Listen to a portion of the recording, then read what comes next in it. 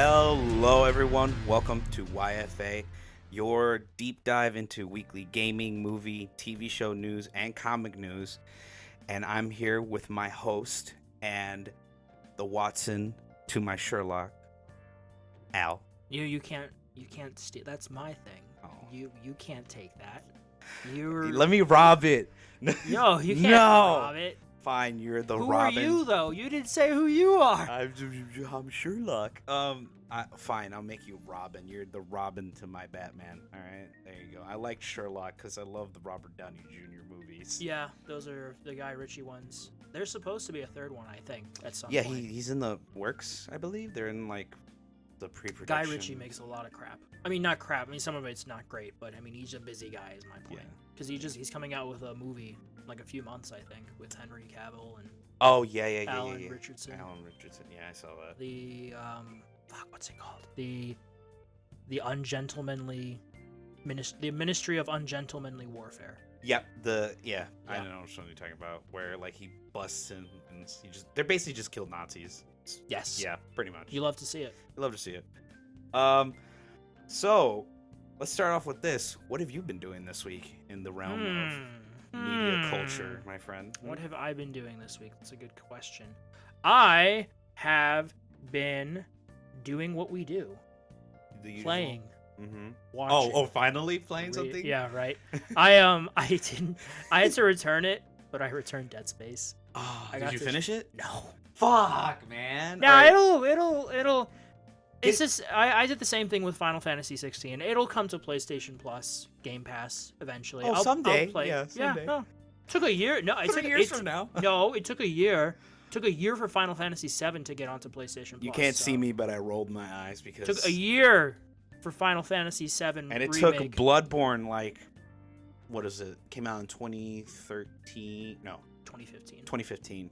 It took until 2018 Yeah, well, for it to be on PlayStation. well, PlayStation has a weird relationship with Bloodborne. They refuse to do anything with it. It's funny. Not even make a movie. Oh, Miyazaki had Oh my- commented on like why. Yeah, when he was talking about the Elden Ring DLC. Yeah, he was like, "Oh, the reason why we haven't made Bloodborne is because it's all Sony. Like he wants to make more Bloodborne, but it's all Sony's like green light." No, I know because they own the IP. He was also talking about how it's more.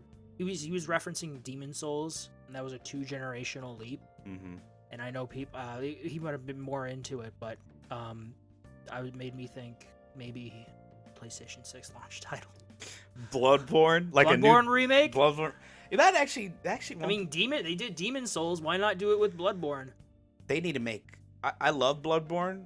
It's very Castlevania or Metroidvania. Obviously, that's where it's mostly inspired from. You know, all the areas are interconnected. Yeah. You go back and forth. You find keys. H. Lovecraftian. Very Lovecraftian, and obviously it's very Tentacle porn. practically. But you know, it's a Lovecraftian's wet dream. But Yeah. I feel like they need to make it bigger. Not Elden Ring big. I'm not asking like big open world fucking decrepit London. I'm talking just like It's not gonna happen. a little bit bigger. It's not gonna happen. Because some of the ASMR. It's not gonna happen.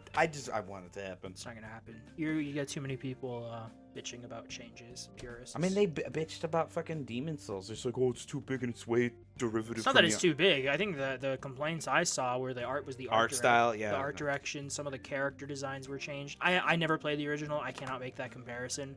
I liked what I played. I think it all looked great. Great, yeah. I mean, I beat it Mhm. even with that fucking shitty mechanic. But I digress. What did I play this week? Oh, right. Yeah, I went for it, and I've been playing the Battlefront Classic Collection on PlayStation. Nice. I have not touched the multiplayer yet. I know there are issues with multiplayer, and I wanted to get it out of the way. You know, you might want to wait, especially if you're on PC. Aspyr, whatever, they've had these issues with their ports before. You're better off waiting maybe a month or two to get things fixed. Certain features. I saw again, I haven't gotten into the multiplayer, but I saw someone made a comment, pointed out like the multiplayer was locked at 30. Yeah. Someone on IGN reported that. Which is bullshit for a 2-decade-old game. Yeah. And that Should the PC servers for that game? yeah, right? Yeah. No, but it's just not a rocky launch to say the least. But I have only been playing the campaign for Battlefront, because I never played it back in the day. They're good. It's good, you know. Oh yeah, Graphically, it looks there are comparison videos. It does look like an improvement. It's the same game. It's one of those things where like this is how the game looked back in the day, but it didn't because it was what 480 back then.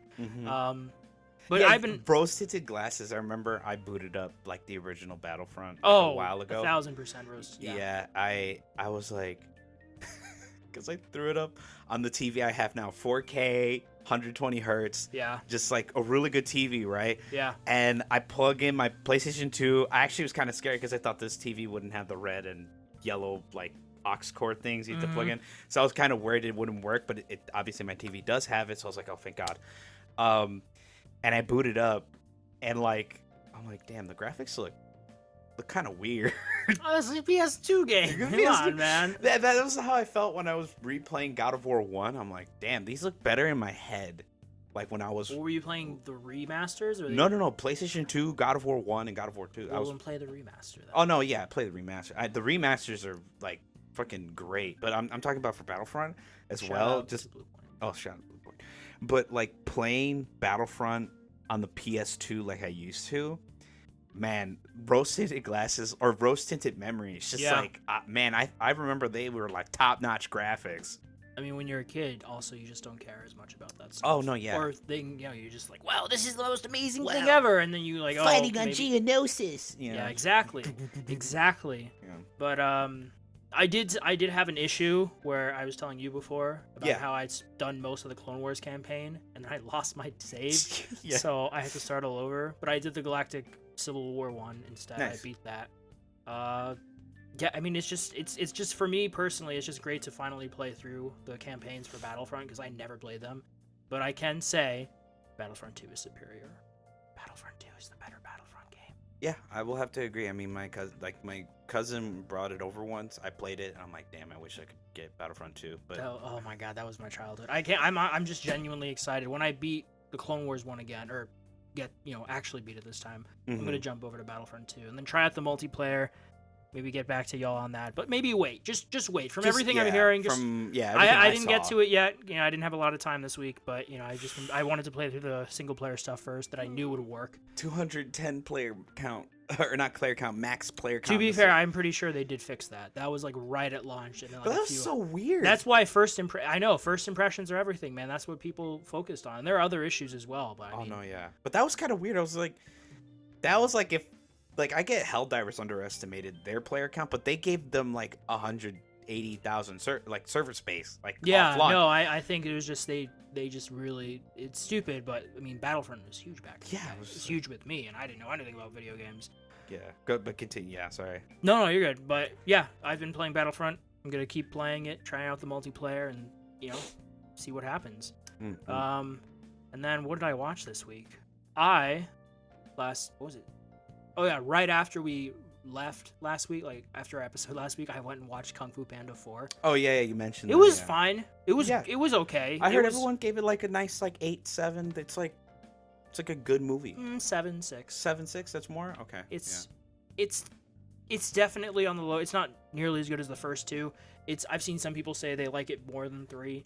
I think it's my least. More than 3? I kind of like 3. No, I like 3 too. I think. It's just the villain is the weakest because Kai is the villain in 3 and he's J.K. Simmons and he's fucking great. The villain here, she just has no real motivation, doesn't do anything super noteworthy. She just has one really cool power. Yeah, she can. That they do utilize. The animation, even though this had a lower budget than previous entries, the animation is great. The fighting and the animation, top notch. They were really good. But... Yeah, no, I got like no one spoiled it to me, but they said like one of the story beats is like the reason why the chameleon hates Poe is because she couldn't kung fu because she's short. Yeah, because she's too small. But there's like Mantis. Snake. What's her name? Not Snake. Viper. There you go. Viper. They're like the tiniest. That's why it seemed almost half. Like it was just The director Mike Mitchell, he directed Sky High, which is one of my favorite Disney movies. Oh no, I love that. But maybe don't have him come back for a 5th one. But we'll see. It's okay. I think if you're a fan, it's worth watching. It's only an hour and a half. It's fun. It's just not as good as I wish it had been. Same. And then I went and rewatched Dune Part 2, which was still amazing in IMAX. I loved it. Yeah. I need to the spice flow. rewatch 1. Yeah, you should. And then go watch 2. Yeah, you should go 'Cause, watch 2. I watched That's your homework. I watched 1. I'm like, damn, is it fucking long? But it's pretty interesting. It's a pretty good movie. But the first one is definitely a slow burn for sure. yeah, I my girlfriend, because yesterday was her birthday. Happy birthday, happy babe. birthday. But she watched. So she came back from eating with her parents, and her dad wanted her to watch Dune 1 because they want to go see Dune 2. Sure. And I was like, prepare yourself. And Let the spice flow. yeah, she texted me, I think, at around 10 p.m. She's like, man, this movie's fucking long, but it's good. And I'm like, yeah. No, I'm glad. It's It a is a long. It's just yeah. It's I'm a happy slow she fucking liked burn. it. I've become a bit of a Dune fanatic in like the last month. I told her when she was gonna watch the first one, I was like, this might be like the next like big 4. Like it'll be a part of the big 4 in the sense of like Lord of the Rings, Star Wars, Star Trek, and Harry Potter. Like all the movie trilogy. Like people look to them as with like the exception of Star Trek, because that was 63, the original. Dune came out. The original Dune book was 60. Oh no, I'm talking about the reboot Star Trek movies. Everyone really liked them. I don't know if I love the reboot Star Trek movies. I don't know if I'd put them up there though in terms of just widespread popularity. That's fair, but I look at it as like they were able to, you know, Dune at its core is it's a tough thing to adapt, but yeah.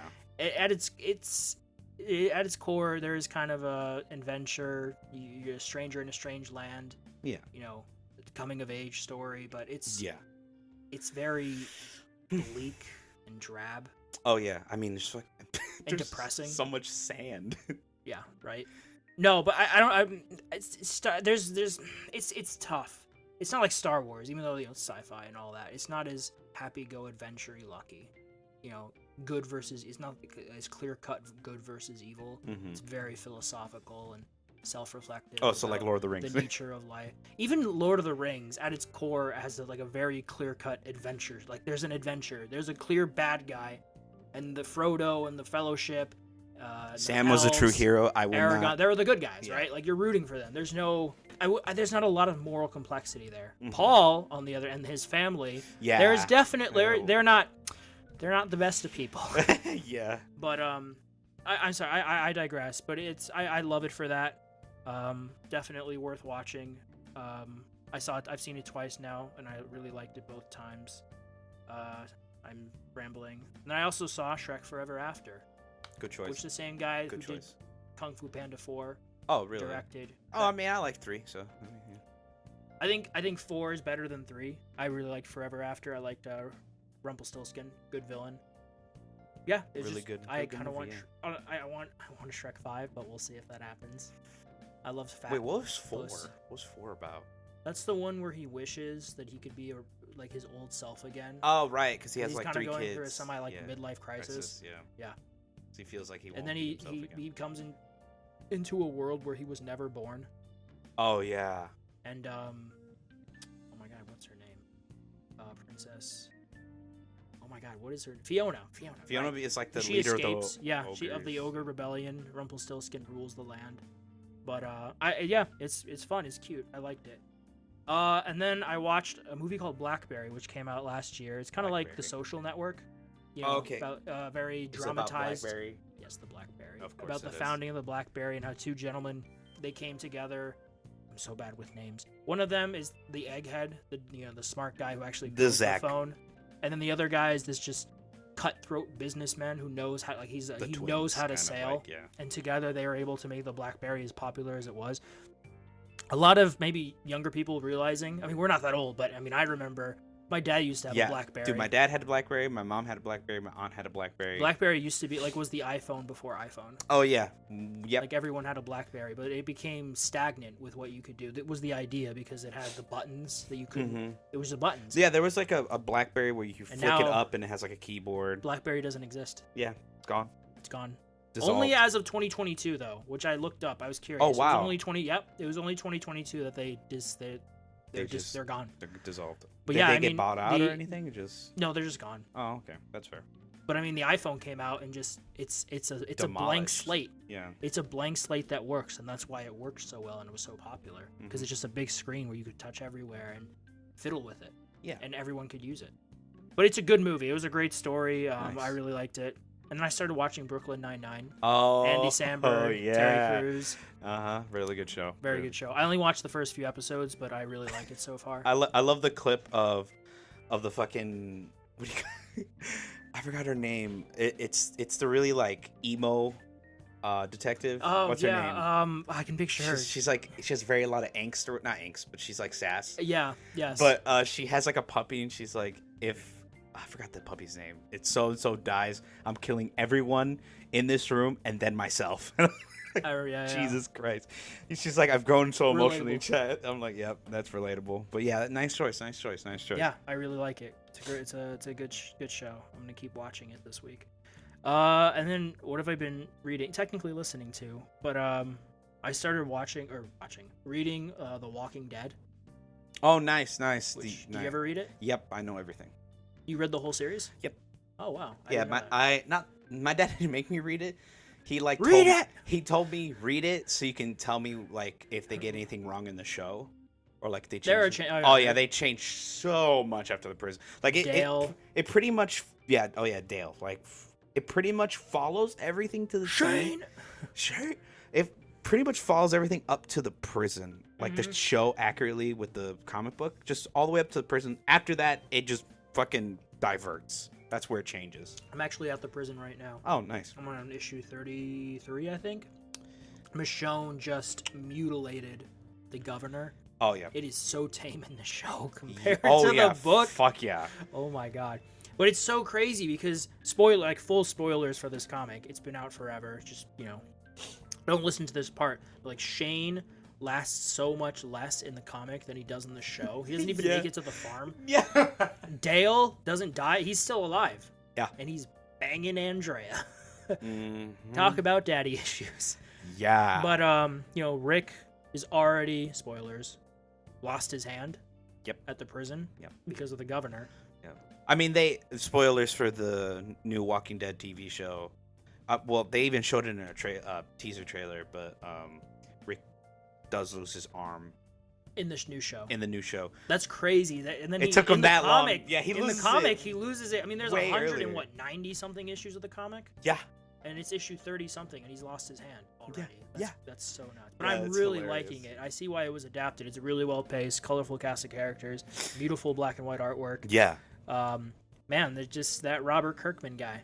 I think he knows what he's doing. Yeah. Not a lot of people agree with you right now with the Invincible, because he's the reason why we didn't get the second part of the. Oh yeah, I meant like writing comics. Oh no, writing comics. Yeah, he's great. That's I'm waiting. I'm waiting till season 2, and then I will binge it. But no, dude. A little off topic. No, go ahead. I love Robert Kirkman. He should be like a producer, but not the showrunner. I'm sorry. Like. No, that's fair. I mean, there's someone made a video and said it's cool that the second part of the season's coming out, but all the hype's gone. Like you. Agreed. No, yeah, I agree. Everyone's that is just It was only 4 episodes too. Yeah. Maybe if it was. This isn't a comic book audience. Like in a comic book, that's reasonable because no one's gonna see. Yeah, a monthly issue. We're used to it. Yeah. These are stream/TV people, like people who just watch television every once a week, so they were expecting that. Or if you're gonna pull like a lot of Prime shows do the weekly release, Netflix does the whole season at once. You have to be a consistent weekly release. You can't have a break after 4 episodes. Not even 5 episodes. 4. And there's a lot of people who defend him and go like, but he did that with The Walking Dead before Glenn died. I'm like, yeah, but that's because that was like half the season. That was like a couple, like not even over 4 episodes. I think it was like 8. No, it was just a lot of episodes. It was longer. Yeah, it was longer. The first season of that show was like 6 episodes. Yeah. One of the in my opinion, it's one of the greatest seasons of TV ever. First season of The Walking Dead. That's another thing off topic. You remember in the show when they go to the lab and he explains how the virus works? Yeah. That's not in the comic at all. Oh no, yeah, that's not completely there. cut out.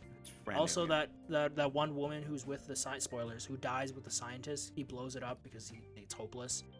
She was not in the comic. Oh no, yeah, she's no. Yeah, there's a bunch of people they added and everything. Kind of like a Jeff Johns situation where maybe they shouldn't be in these certain positions, even if they're really good comic book writers. Yeah, just have him a producer so that the message and the characters are brought to life from the comic book, but not the showrunner. Like literally, why? Yeah, like I would get waiting like 2 weeks, but like you didn't leave on a cliffhanger. You just left on Nolan getting captured. I guess that's like a semi cliffhanger. But it's just Nolan getting captured and Mark left badly beaten by the. Oh, he's never been badly beaten before. Dude, Mark always ends up getting fucking molly rocked every time. I mean, it's like that in the comics. Oh yeah, it's just how it is, man. I mean, we got episode 5 now, so that's something. I haven't even watched it. I need to watch it. Like I said, I'm waiting, and then I will binge watch season 2. And then I finished Dune. For once. No. Yeah, well, I finished Dune. Yeah, it took you like a while. I finished Dune, and I'm gonna say it, and this may piss off some people. I don't give a fuck. Okay, so comparing it, there's 2 parts. The movie, the first half of the book is better than part 1, although I really love part 1. Part 2 is better than the second half of the book. Just gonna say it. It's better paced, better characterization, better motivations, better pacing, better action, better sense of scale and scope, better use of Fade Rotha. The Emperor is like I'm cool with him either way. I think the one thing that I like better in the book is the Baron. The Baron is great in the book, but he's fine in the movie, but he's really good in the book. But everyone else, for me, is either like on the same level. It's just a snooze fest. They're just but they're the same level, or they're better in the movie. Like Fade, Austin Butler's character, so much better. Like, Fade in the book is just you'll know when you haven't gotten to there. When you watch part 2, you'll know who I'm talking about. Yeah. But he's just so much better in both movies than in the book. He's just not that memorable of a character. Okay. But I digress. I really liked the book, and then I read and finished the sequel, Dune Messiah.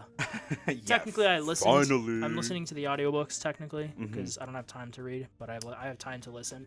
But it's a really good epilogue. It just really cements the idea of what Frank Herbert was going for with being cautious of a Messiah figure and not blindly following someone, even if they seem like they have good intentions. Excuse me, they might not always. It's just it gets really weird. I'm not gonna spoil it, but Dune gets really weird, and Messiah is where it starts to get super weird. But I'm happy that I'm listening to them, and I'm glad I finished them. Nice. So fuck you, Abel. I finished both of them this week. Okay. Messiah is a lot shorter than the first book, though. Wait, how many books are there? There are a shit. Okay, so there's 6 that Frank Herbert, the original author, wrote. There's Dune, Dune Messiah, Children of Dune, God Emperor of Dune, Heretics of Dune, and Chapter House Dune. And then there's a bunch of prequels and tie-ins and whatnot. Yeah, just stick to Dune and Dune Messiah. Thank you very much. I mean, they get really weird. But there's a bunch of spin-offs that Brian Herbert wrote that are not his son, seen. Right? His son, yeah, that are not seen. They're not as good. He's like the Christopher Tolkien, J.R. Tolkien. But Brian's stuff not as good, but it's there. He's writing it. But you stick with the director just wanted to adapt the first 2 books, so.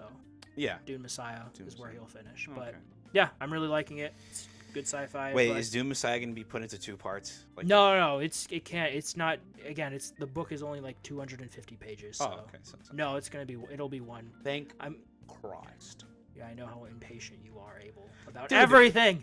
Just the fucking first movie is such a slow burn, but it's a good movie. It is a good movie. It's a slow burn. It's not for everyone, but I'm just a sci-fi guy, so it's for me. Oh yeah, I love everything sci-fi. Oh, enough of my shenanigans. What have you been up to, you busy fuck? Gaming. I can see that. I actually finally did one of the things I was supposed to do last week. This week. What'd you do? For the love of Christ, What'd you do? God. What'd you do? Tell the audience. What did I do? Well, let's go with the games. First, obviously, continue playing Conan Exiles. Pretty good game. I give it like 7. It's pretty good. I played Destiny 2 this week. That's because the Guardian Games. I went to pick up the hoverboard. Go pick up the hoverboard before the event ends, folks, because we're probably not going to get a free hoverboard for another like year and a half, or else they'll put it. Actually, never mind. They have it in the shop for $28. 28 normal dollars or 28 in-game dollars? Well, it's 28. It's 2,800 silver, and 2,800 silver is $28 in real life. So if you want to pick up that, I mean, it comes with a ghost shell and a chip, but if you just want the hoverboard, it's gonna cost you $28. So anyways, Wow. it's rip off. Anyways, Sounds like it. anyways, I also played Sifu. Sifu. I'm not done. Master. Master. I got to the museum section. I'm not done. The museum section boss is a bitch. She's so annoying. Fucking spinning nunchuck blade things. You gotta time your parries and your blocks, man. And dude, I literally got so pissed off and impatient that I looked up a guide on how to beat her. It's even worse. You gotta like back up and wait for her to do this one move where she has so much of a recovery that you close distance and you just do 3 hits and back up. Because if you do anything like that's too slow or too fast, she'll just get right back up and like they have like armor basically. Like what I mean by armor is that they don't get interrupted if you punch them while they're doing moves. Yeah, I remember. Yeah, You just gotta get good. get good. Yeah, it's pretty much it. No, but I get it. I remember when I played it 2 years ago now, I think. Mhm. It is one of those combat systems that is just very hard to master, but once you get that, when it clicks, it's very satisfying. Oh yeah. You're just like, you're just Bruce Lee, man. It's so, I don't know what they do. I want a sequel. Or Yeah. like a follow-up. A follow Just with that same combat system, man. I love that game so much. Not even with the same lore. Just have the person just resurrect out of nowhere. Not He even just needs to get more revenge. more revenge. It's a bloody cycle. Yes. And then I also played Helldivers 2. There's a new war bond and a new well, not new, but there's some new major orders, and Yeah. there's sightings of flying bugs that the CEO has tweeted and said that it's propaganda made by bug sympathizers. You know, very in character. It's pretty cool. But basically, on the real, they're new like enemies called Shriekers. They're very rare right now because they're not fully in the game yet. Yeah. They spawn near these like big dangling like glowing trees. Okay. And they'll defend it. They will one-shot you if you're not careful. You have to like listen and keep an eye out in the sky, because they'll swoop down and just they'll like fucking one-shot you if you're not paying attention. Bonsai. You know. And then yeah, so that's been pretty cool. Been playing with my friends late night and all that other stuff, doing some operations. Remember Helldivers we gotta push those fucking bugs back and also take back Malevolent Creek. And then I've also been playing Cult of the Lamb. That's a great game. I'm not gonna lie. That is a really good game. I've heard it's really good. Oh fuck yeah! Because at first I was like, I want to play like a little like life management game, because that's pretty much what it is. It's called Cult of the Lamb. You know, you're supposed to manage a cult or whatever. Yep. It's basically Animal Crossing, but with Satan. Yeah. Woo! But they're like really cute little characters. You can name them all, whatever, and you can recruit them like you would in Animal Crossing. But it's like very satanic and everything. You have sermons and stuff. But then I didn't know this. There's a dungeon crawling aspect to it. I thought it was just like you just got to keep them alive and like progress your cult into like this mega cult or whatever. But no, it's an actual like dungeon crawler. Roguelike. I feel like I remember hearing that. Yeah, it was a surprise to me. I didn't know much about Cult of Lamb. I just knew there's like cute characters and everyone. It's like a satanic cult or whatever. Yeah. I didn't actually see a lot of combat like gameplay on anywhere when I first heard about it, so it was a huge surprise to me. I thoroughly enjoyed it. It's up there. It's up there as one of my favorite games. Top 10 actually. It's really ever. Fun. Yeah, it's really fun. Did you beat it? No, I haven't even beaten it yet, and I'm enjoying it. I got some of like the like harder trophies, but I still need to get. Isn't that fun? Isn't that when you get like one of those games that you didn't expect to like so much? Yeah. And you're like, oh, it's in my top. What did I just play recently? Oh, right, Sea of Stars. Yeah, Sea of Stars. You said Stars. yeah. It's probably top 15. Top 15. Oh, okay, that's fair. But for like Hades was that? Oh, for me. I'm like, yeah. oh, the Greek mythology stuff. Cool. And now it's one of my top 10 favorite games of all time. So. Yeah. So this game's scratched that itch I never thought I would have, where I play life management lamb game. itch. Lamb itch. Yeah. It's life management game mixed in with dungeon crawling, and it's so good.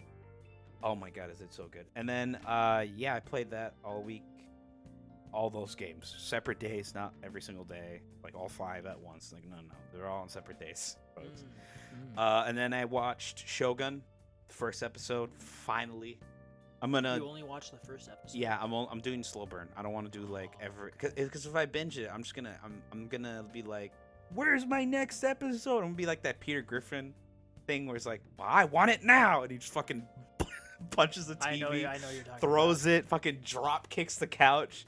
But I was like, let me watch first episode. First episode, fucking fire, because I know a lot about like Japanese history and the whole integration. Well, not integration, but Japan was kind of like the first melting pot because they brought in Buddhism, which translated into Bushido, which is what the samurai learned and had their life code around. But then Christianity also came in, and Japan was very accepting of the Christians. They were just like, yeah, go ahead. Fuck, you believe in this guy? Cool. All right. They don't even like, they didn't like crucify the priests when they went there, or like killed them or cut their heads off. They were like, oh, you have that religion? When was that though? When was that? Fuck. I can't remember exactly, but I believe it was. I know it was the Italian, like, Vatican. Basically, the Vatican is the one who sent their Christians there, because in the show there's an Englishman who has their own version of the Catholic Bible. Or not Catholic, but there's a different. Okay, just long story short, Europe had like a lot of different versions of Christianity. There's different like sects. I mean, there's still a lot of different versions. Oh yeah, of Christianity. there's still a lot of different versions. But the most prominent one everyone knows is the Vatican, obviously.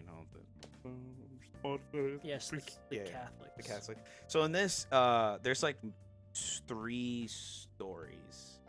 There's the Englishman coming to Japan to basically kill all the Christian like church Catholics there. Yeah. And like basically take over the savage land, because back then English people were very ignorant, thinking that they were like the top of the food chain. Yeah. Yes. But no, Japan is very like, it's not even Wild West. Japan back then was like, if you didn't listen to an order, or if someone told you once and you didn't listen, you're dead. Like you're like, to give you like a little not hint of the TV show, but a little spoiler. There's a dude that holds a cross, like a necklace. Yeah. And the Englishmen, because they perceive like, oh, white person, they're a Catholic, they'll know that he walked up to him, kissed his cross, and did his like little prayer thing. Yeah. And because he didn't move out of the way, like within 2 seconds, the guy that was leading the escort of the white dude pulls out his sword and fucking cuts the guy's head off. Whoa! And then sheets. Violent. Yeah, and then the English dude was just like shocked at like what the fuck? Like in his eyes he sees them as savage, but back then it was just like, you don't follow an order, you're fucking dead, dude. Just R.I.P. move the fuck out of the way. But they were back then. The shogun and the samurai were like the law. They were the policemen of the state. So yeah, for sure. They could do whatever. If you weren't listening, boom, head chopped off. But they were very fair. Lords of the land. Lords of the land. They're very fair, not just, but fair.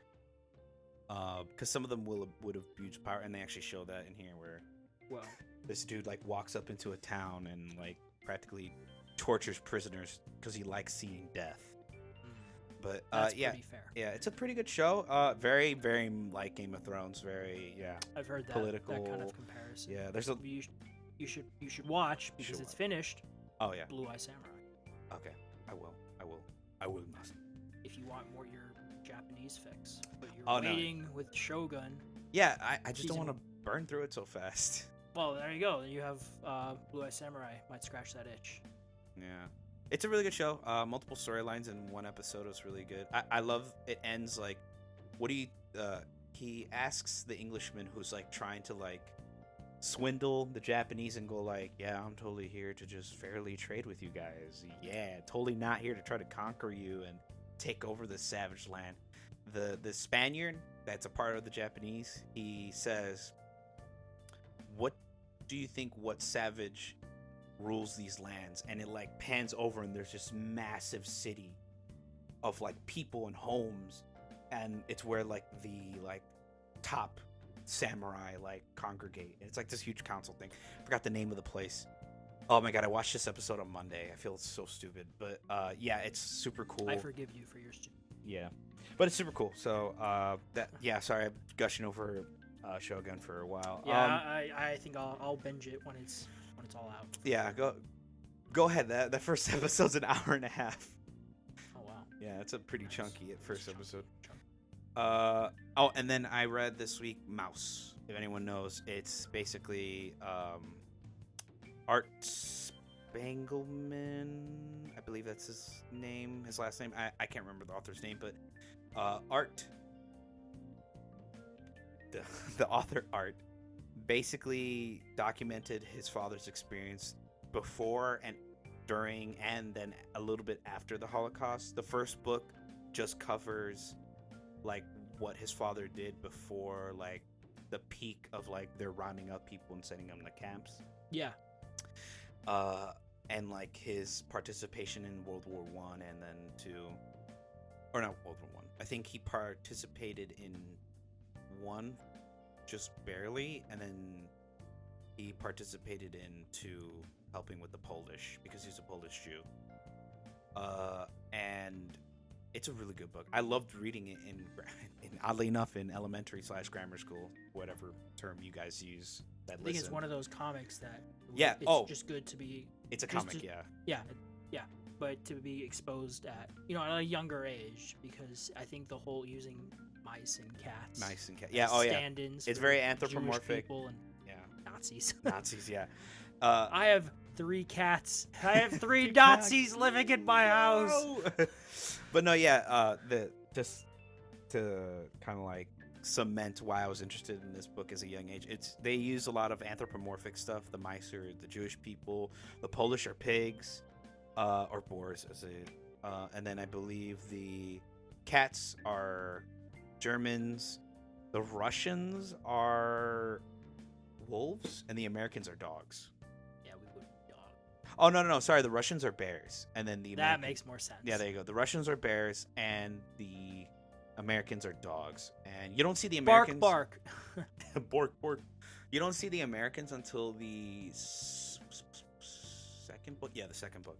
But yeah, the first book, it's a very interesting book because it's not just like, oh, he just tells his whole father's story. He actually tells like the little like in betweens. Like he'll draw and the little moments. like while he was recording his father. Oh, that's cool. Like the book starts off with him visiting his father and like, hey I dad, see. and then he goes recounts like, everything. Okay, I yeah, see. he goes like, That's hey Artie, come with me while Lana makes us lunch, and I'll be on my treadmill. You can ask me all the stories for your book, for your little book. His dad's being really old. He's being all grouchy, Yeah.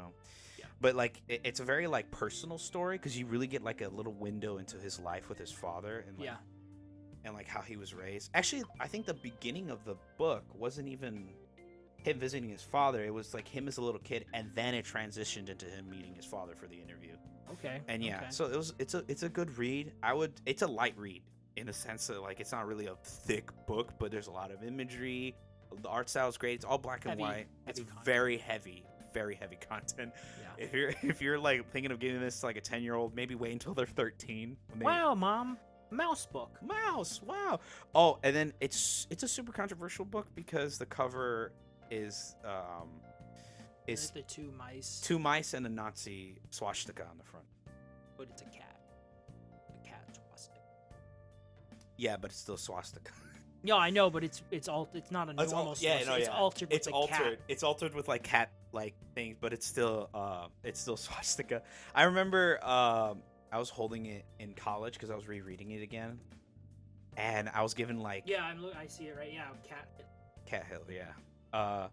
And I was given like the stink eye a couple times, and like I had to do Cat the Hill. like I literally pulled out the book and went like this to show them that it's the cover of about a Holocaust survivor, and it was just That's stupid. yeah. And then you won't find these books anymore in schools. It got banned. Like, So stupid. it's so stupid. I mean, that's where I found out about it, and I love the book. I love the art. Your style. local comic Barnes and Noble. Oh no, yeah, Barnes and comic- Nobles will comic have book it. Stores will have it. Yeah, they will have it still. Yeah, don't worry about like Fucking people, man. school board. Can't School boards. can't win. Nope. But Nope. yeah, that's what I did this week. Yes. That was a very jam-packed gaming week, and Yeah. Yes, you played. you had a 5. you have a jam-packed film week and book week, dude. I feel Oh, so only like 3. small. But you played a lot of games. I only played one thing this week. Yeah, that's true. I didn't also even- have to fucking deal with a full-time job, motherfucker. Fair enough. Fair enough. I will be soon. I mean, Monday I'm going in for my orientation for work. So Oh, yeah, that'll be fun. that's yeah. it's It gonna won't be great. fun. I remember those. What Welcome happened? to the family. Oh, No, aw. it's gonna be Yeah, Resident Evil. Exactly. Welcome to the family, son. Fucking knock me out. What? They staple my wrist back Welcome to the together. family, What son. the fuck? What's going on? I thought this 9 to 5 job. What the hell? No. No, I'm in the middle of Louisiana. Just what the fuck? How long was I I out? love that game. Yeah. But let's start off with video game news. You could start it because you actually put this one in. What happened? This is from last Sunday. A Oh. very belated Happy Mario Day to y'all. March 10th. Mar 10. Mario. Nintendo celebrated Mario Day with games and movie news, Mario related stuff, obviously. So I just wanted to run that down really quickly for y'all, if in case any of y'all missed it. First, they talked about Paper Mario: The 1,000-Year Door. It's unfolding soon. They said on May 23rd, travel alongside Mario and his irresponsible companions through a paper world as you unlock the mystery of the 1,000-Year Door. Mm-hmm. It's an RPG that arrives on May 23rd. This comes from the Nintendo site, by the way. I'm just running down through it with a Oh, yeah. Luigi's Mansion 2 HD, Let's comes go. June Luigi's Mansion. 27th. Mm-hmm. It's Luigi's Mansion. Needs no explanation. Wait, is it like HD remaster where it still has like the old graphics, or is it like a full like kind of like remastered like Call of Duty does it? This Luigi's Mansion 2 HD, originally released for the Nintendo 3DS system as Luigi's Mansion Dark Moon, arrives in visually enhanced HD on the Nintendo Switch system. Pre-orders are now available. Okay, I mean, Yeah. it doesn't really answer, but it kind of does. I mean, it could probably be like the 3D Mario. Like, Well, it's visually enhanced HD. visually enhanced. So I'm sure you can look up comparison videos online. Yeah, sooner or later. 3 classic Game Boy games featuring Mario coming to Nintendo Switch Online. There's Dr. Mario, Mario Golf, and Mario Tennis. Mario. Mm-hmm. Lego Super Mario. Like, oh yeah, I forgot More that. Lego sets. Love to There's see gonna it. be a kart, maybe Mario Kart. Mario Kart Lego. Those sets have been pretty cool. And then kind of more just online news, deals on Mario games on the Nintendo Store. I'm not gonna go over those. Guidebook stuff, plus so much more. But the last big thing I wanted to point out is that a new animated film based on the world of Super Mario Brothers, Shigeru Miyamoto, made a surprise appearance in the video that they covered to announce that Nintendo is working together with Illumination again on a new animated film based on the world. The film will arrive April 3rd, 2026. Is this gonna be like a sequel? Because That's the thing. That's the thing. They don't explicitly state sequel. It says Yoshi so- Island. No. Yoshi, Yo- or maybe a Luigi spinoff. Maybe it's a Donkey Kong. Maybe it's a Wario. It's like Joker, but Wario. But yeah, that stood out to me as well because they didn't explicitly state that it would be a straight up sequel, but you think it would be considering how well the first one did. Super Mario Yeah. Brothers 2. Super You Mario get in Wario and Waluigi there. Cha-ching. Cha-ching. Big bunny. Big bunny. You got those Wario walk-ups. But yeah, that's that happened last Sunday. Just wanted to cover that really quickly for y'all. Yeah. What happened? What else happened this week, Abel? This year cannot get any more worse. It could. So shut up.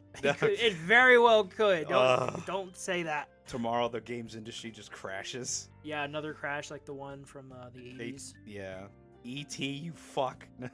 But basically, if I'm reading this correctly off the spreadsheet, massive layoffs for the Apex Legends team at Respawn Entertainment. Yeah. Yep. I'm gonna click on the actual article and read some of the. Is there like a little highlight thing? What do you mean? Like, did they say how many workers got cut? Oh, this article is from Game Game developer. Yeah, yeah. It just says Respawn Entertainment reporting layoffs, which stem from the reductions announced by parent company EA late February. Oh, okay, yeah. 23 people were overall affected. EA is spending 125 to 165 million overall to cut 5% of its workforce, 670 people across its studios, and then 23 people were affected that were part of this. So after there's a quote from Alex Ackerman, social media lead for the popular shooter. After 20 seasons, holy shit. Yeah, 20 seasons of been Apex and 5 years at Respawn, nearly to the day I have been laid off. Working on this game and supporting this community has truly been the honor of my career and a highlight of my life. It sucks seeing some of the people I've worked with for almost 3 years now get let go. Added level designer Aaron Stump. Hopefully they land on their feet sooner rather than later. So, again, it's money. Cutting costs, restructuring, cutting that. I'm not calling them fat, but like the fat. The fat, of the COVID. metaphorical fat, yeah. Yeah. You know, not everyone though, because some people like her. She's been there forever. I'm sorry. I just feel like EA just doesn't like money. No, they do like money. That's why they do this. No. When I say that, like they trim the fat, but like, why did they get rid of the Mandalorian game? Because I think with that one, and this is something that ties into Sony and Spider-Man, is the licensing. The licensing. Fuck off. Because if you look, if you look in depth at the the Insomniac leaks, they talk about it and the costs. I'd have to check again, but it is a lot to get these characters licensed. It's ridiculous what Disney charges. I don't know if there's a law in place or if it's just it might be per company. Yeah. I imagine as much. I'm no legal expert, but Disney. It's a lot to get these characters. That's why Spider-Man 2's budget was 200 million. Like, we got to make this money back. Is that why we can't get a Kingdom Hearts game like fast enough out? Well, we are getting Kingdom Hearts 4. We are, yeah. I saw that trailer like years ago. But I'm talking like, isn't that the reason why Kingdom Hearts like 3 took a minute to make? Is because like all the licensing for all those characters for Disney, and then you have the licensing from fucking Square Enix on the Final Fantasy characters. Yeah, I mean it's tough to get all these characters together. It's licensing fees. That's why. So they might not have.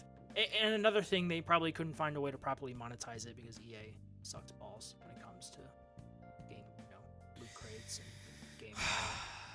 I'm still surprised they are the only. Loot crates? Loot boxes. Not loot boxes. The not microtransactions. Oh my god, there's another term. Not shark cards.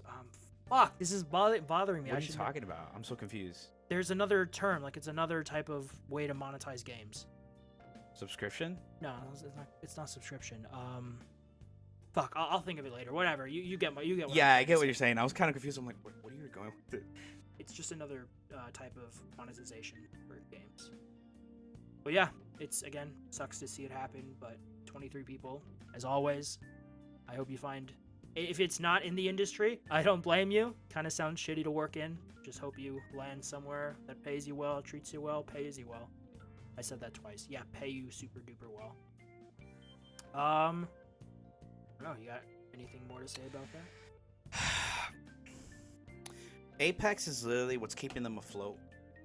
Like Respawn? Yeah, from Respawn, because we haven't seen anything from BioWare. We're still waiting for Dragon Age Dreadwolf, and we're still waiting for their next Mass Effect game. And you mean EA? EA, yeah. Or you mean Respawn keeping them afloat, or keeping keeping EA afloat? Sorry, Respawn is keeping EA afloat. I wouldn't go there. Bro, the fucking. You know how much those sports games sell? Do you know how much Apex like event shit costs? You want to know how much the Final Fantasy like sword for Apex cost?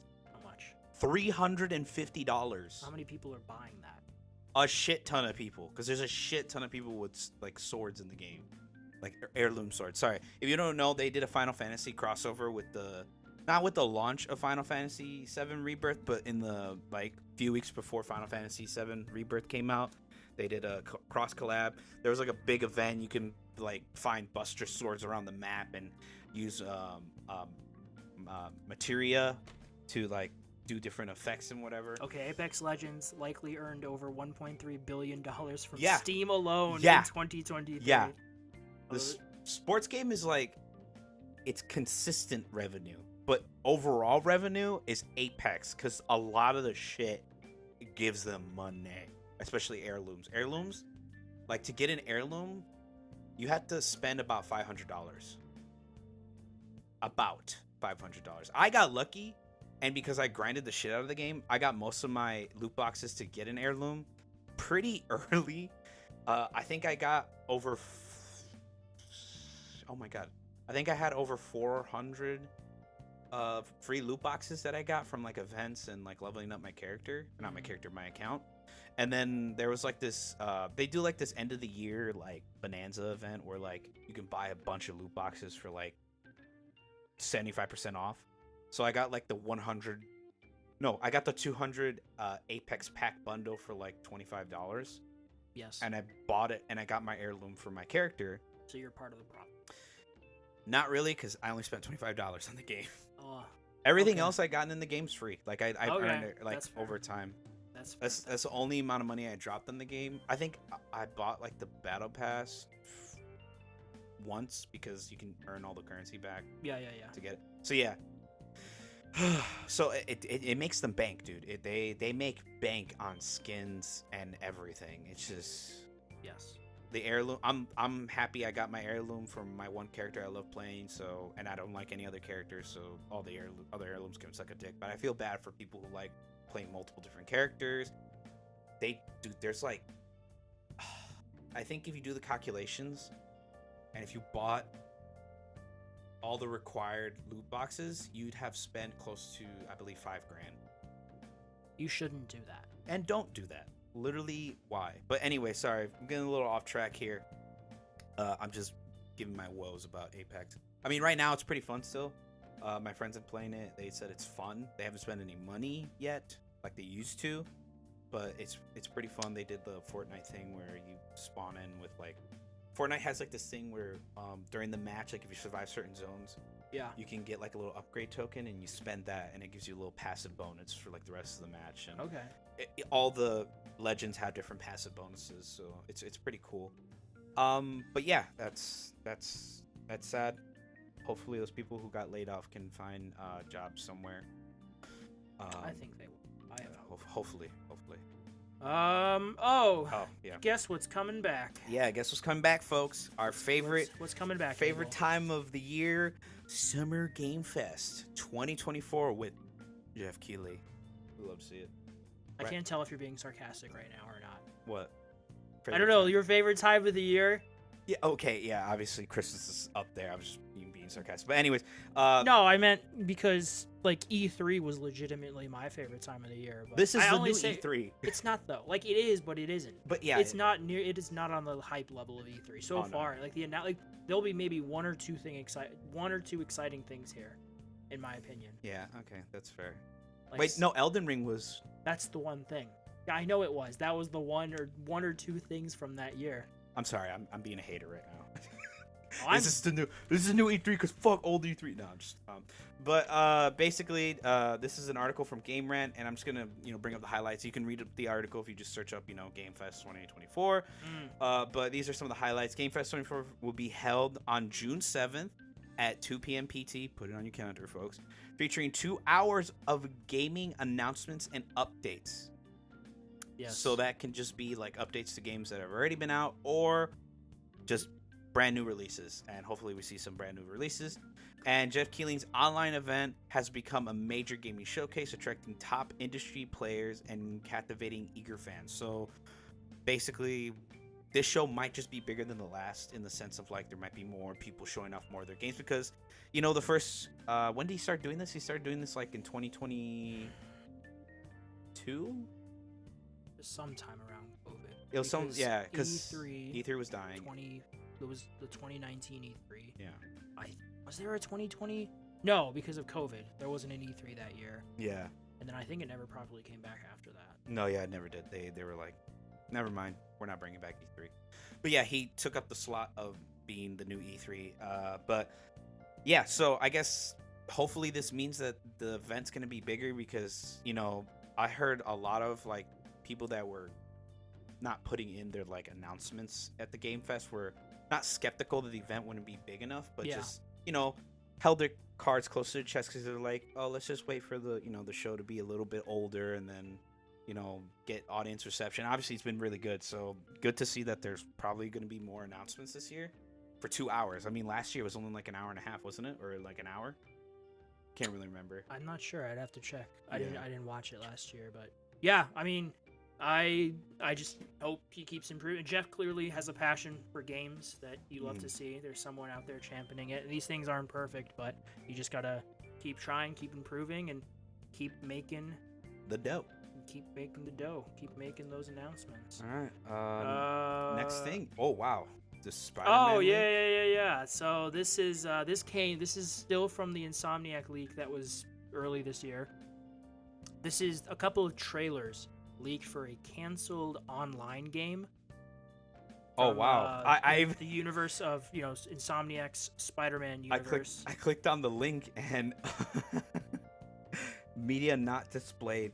Image has been removed in response to a report from the copyright holder. Yeah, it's so it is true. Yeah, of course we knew it was true. That wasn't the issue. Oh wow. It was the trailer. I watched it. It's gone.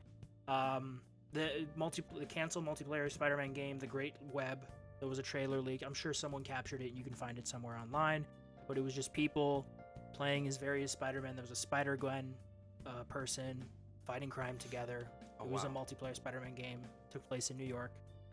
It was pretty straightforward. Suicide Squad Spider-Man game? It's just no. But I mean, it's just, on one hand, I'm kind of sad. On the other hand, I just I'd like them to focus on what, their strengths. Yeah, exactly. But I'd love to see, in the way of The Last of Us, Ghost of Tsushima, having a multiplayer mode, maybe tacked on to Spider-Man 3. Yeah. Would be really cool. Oh, yeah. I think we'd all love that. I mean, they kind of showed off that you can't have two players playing at once with in Spider-Man 2 with Miles Morales. Like, you can fight with Miles and Peter in the same fight. Yeah. Yeah, and it there's no, like, weird kind of, like, jankiness to it. It's pretty smooth, so... Well, I mean, yeah, it's just because it's just an NPC. So. Yeah, it's an NPC, but, there's no server or anything, so that's not really an issue. But still, it's pretty, like, you don't, like, run into the other Miles by accident while fighting. You kind of just, like, you guys are, like, jumping. No, yeah, the way they're programmed, the animations, yeah, for sure. Yeah, it was pretty smooth. I wish they had done more with it, but it was, Spider-Man 3 will probably be, at this point, a PlayStation 6 title. Yeah. I'd put money on that, because we're going to get Wolverine and Venom this generation, and then we're going to get Spider-Man 3 at the beginning of PlayStation 6. Mm-hmm. So I'm just very curious to see how they keep evolving things. Hopefully they play it a little less safe, but yeah, we'll have to see what happens. And then I put these in, a couple of new video game developers have been announced. The first one they're called Empty Vessel. These are alum from Naughty Dog, id Software, Activision, form Empty Vessel. A new AAA studio developing a sci-fi shooter. This comes from GameIndustry.biz. Former Naughty Dog, id Software, and Activision developers have established Empty Vessel, based in Texas. Empty Vessel will be overseen by CEO and game director Emmanuel Palalik. Alongside him, CEO and general manager Garrett Young lead the studio. Both have previously worked at id and have game credits including Doom and Quake Champions. Okay, yeah. So, new studio. They're making a new sci-fi shooter. A lot of developers, again, who were on these other teams like Naughty Dog and with Activision. We don't necessarily know. It's the shooter inspired by a dystopian sci-fi medium. Cool. Awesome. I like that stuff. So, yeah. Good luck to them. Hopefully they don't turn out like who shut down last week? Deviation Games. Deviation Games, yeah. Yeah, where they were just like, we're making a game, and we're not making a game. We're not making a game. We don't exist. Another studio, again, GameIndustry.biz. Thanks, guys, for making these articles. Another new studio. This one comes from Respawn veteran Stig Asmussen. is making Muzen. Giant Skull to build AAA single-player games. This was announced this week. Experienced veterans from EA's Respawn Studio have formed a new AAA team called Giant Skull. The developers being led by Stig Asmussen, I think that's how you say it, who is best known as the game director for Jedi Fallen Order, Jedi Survivor, and I'm pretty sure he did God of War 3. I'm fairly certain he was the game director for God of War 3 back in the day. I think. He sounds familiar, so yeah. I think it was. Wait, no, the game director for God of War 3? Yeah. No, that was Corey. No. He did 2. Oh yeah, wait, who did? Oh, you're right. I'm pretty sure Stig did 3. Because the original guy was who's crazy now. What's his name? David Jaffe. Who also did Twisted Metal. Did the first game. Corey did 2. That's why a lot of people see it as the best one. And Stig did 3. Yeah, 1 was. I heard. Kratos is honestly the most emotional in 1. Like, he has a wider range. It's 2, but that's where he starts to be angry all the fucking time. Yeah, it's because from what I know, Dave Jaffe was very ambitious with the character. Like, he just wanted. He wanted to. Have you read the original plans for his? Oh yeah, his first. Where Zeus gets killed at the beginning, and then all the Egyptian and Norse gods come in. Yeah. And he was gonna use the head of Medusa to form the Sphinx. Yeah, he was gonna shoot the. And that's how we got the Sphinx. Yeah. Yeah. That's fucking bad. I mean, I'm happy with what we got, but that just sounds ridiculously bad shit. Yeah, he from what I could tell, he wanted it to be like the next Doom. He wanted Kratos to be like the next Doom guy and Duke Nukem, like the macho guy. Yeah. But I'm pretty sure all his idea got filtered through the writers team and everything, and they were just like, let's just keep it. Gotta tone it down. We gotta keep it here, dude. He was very ambitious. I appreciate that, and he brought us probably one of the greatest gaming characters of all time, Kratos. But now he just seems a little out of touch because obviously he had some pretty recent hot takes about. And he's a YouTube personality. No, now he's quote unquote now. So yeah. I mean, as long as he's happy, he's probably not. I'm sure he's complaining about something. But good luck to them. I still need to play Jedi. I still need to play Jedi Survivor. I will play that soon. I bought it and it's still not opened. But good luck to them. We'll have to see what happens. Oh my god. Oh yeah, this one we talked about before, but Embracer did confirm the sale of Saber Interactive for $247 million. Oh my god, I keep getting these articles from GameIndustries.biz. This was announced this week, a statement. They have agreed to divest selected assets from Saber to Beacon Interactive, a new company founded by Saber's co-founder Matthew Karch. Saber will retain a number of studios as part of the sale, including Nimble Giant, 3D Realms, Sandbox Strategies, New World Interactive, Slipgate, Madhead Games, Fractured Byte, and Digic. So, there's the usual talk. They're free of Embracer. Hooray. I hope everything goes well for them. Yep. They talked about there was, what's happening with the games that were announced that they were being made under Embracer. Are they still making them? They confirmed. The two that stood out to me is the head. I'm so bad with names, but the dude, he made a tweet saying that they're still making Warhammer Space Marine 2. I'm so excited for that game. Isn't there gameplay of it online? There is. Yeah, it looks amazing. And then there's also Jurassic Park Survivor. Oh right, the first person survivor game. Yeah. Jurassic Park. That's also still being made, so I'm very happy about that. Yeah. But yeah, it's got an official confirmation, and it's cool to see. Mm. Now, let's head into some cool little announcements that I found during the week. What did you find? Well, one, let's start off with probably my favorite, because it takes two of my favorite games that I have gotten introduced in the past decade. Monster Hunter 20th anniversary with Street Fighter 6. It's a cross collab. You basically get the cool Rathalos armor. Everyone loves Rathalos. It's the classic armor that everyone knows from Monster Hunter. And it's just a nice little crossover event. You can get a skin with a giant greatsword on your back like you would in the Monster Hunter game. So it's pretty fun. It's a nice little cute little update, Yeah. Nice paying respect to your own IP. I was hoping they would cross with some other IPs, but No, Abel. Calm down. Where's my Dead Rising 1 remake, which I feel like they should do. But that's, You think they would, right? Yeah. In this day and age. dude, the guy who made fucking Resident Evil 1, I think, did Dead Rising 1 because he was inspired. Actually, fucking Resident Evil 4 created Dead Rising 1 because first, I believe the first version of Resident Evil 4 got turned into what's Devil May Cry, and then they did a second version of Resident Evil 4, which then turned into Dead Rising. I didn't know that. Yeah, it's weird. It's wonky. It's a weird baby that was made out of the brain cells of a Resident Evil creator, but it's a good game, so I hope they ever remake it.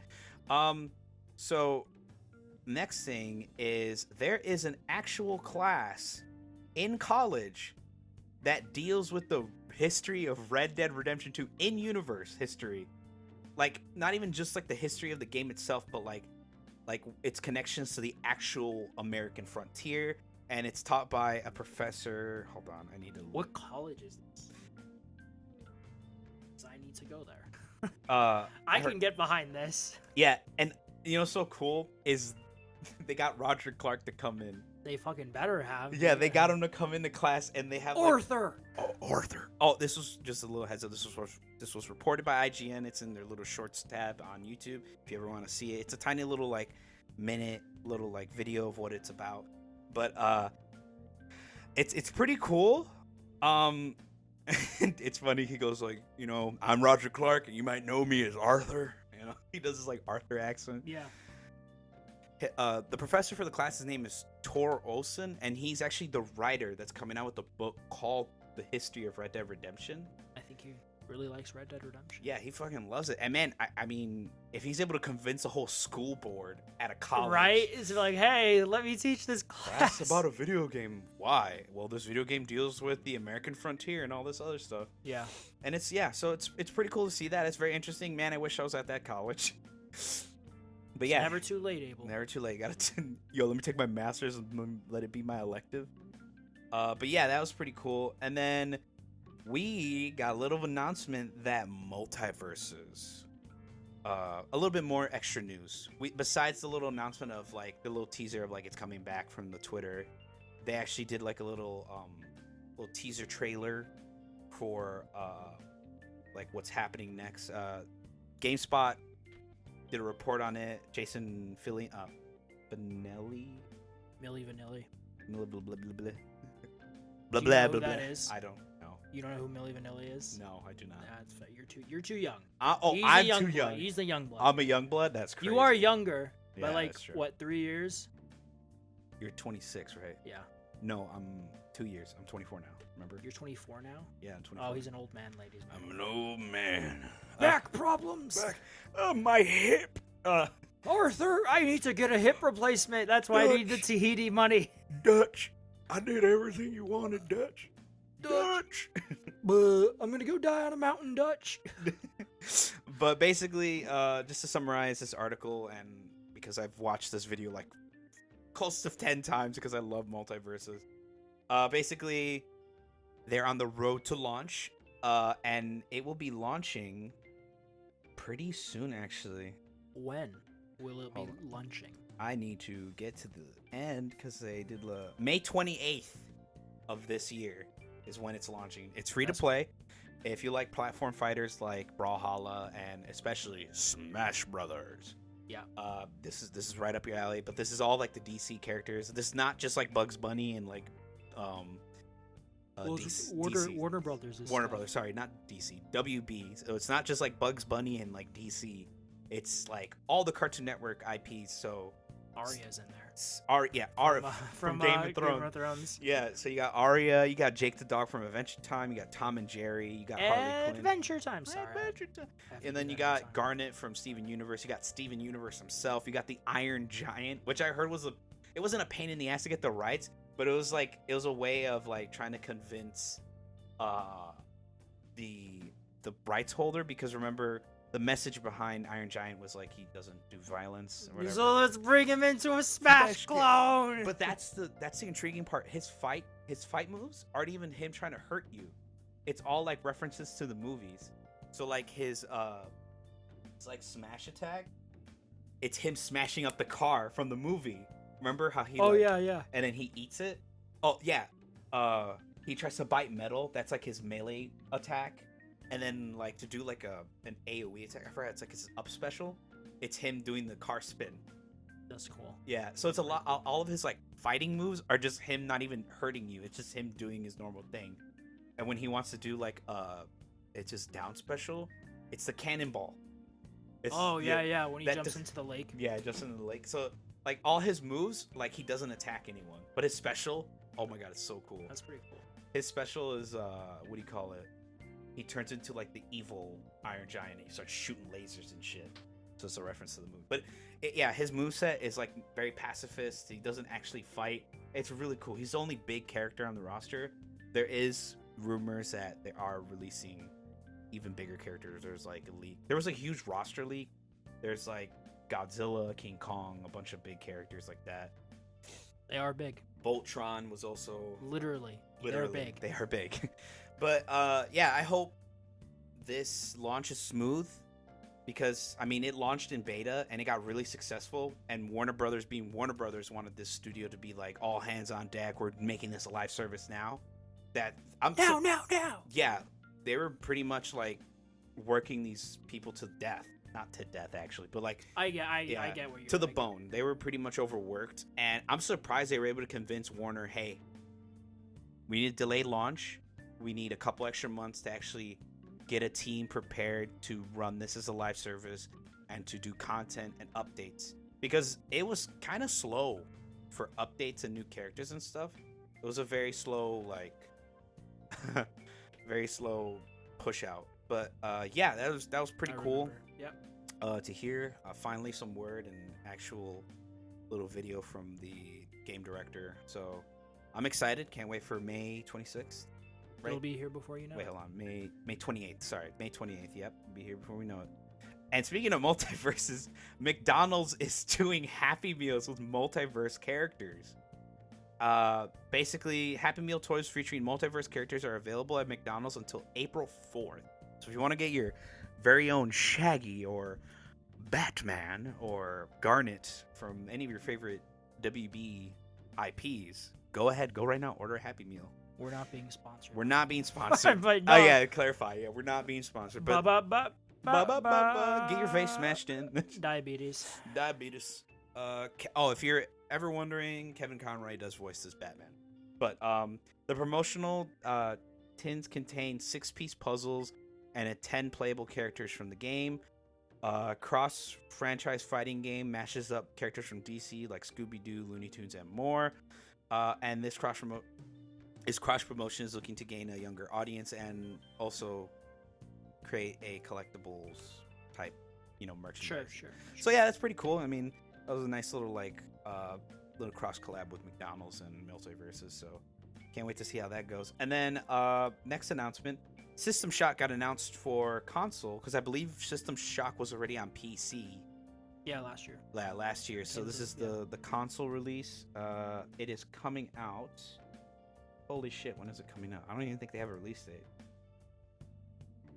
It just says it's returning to consoles. There's no like date on IGN's little video, but if you want to look up the trailer, just go up on IGN.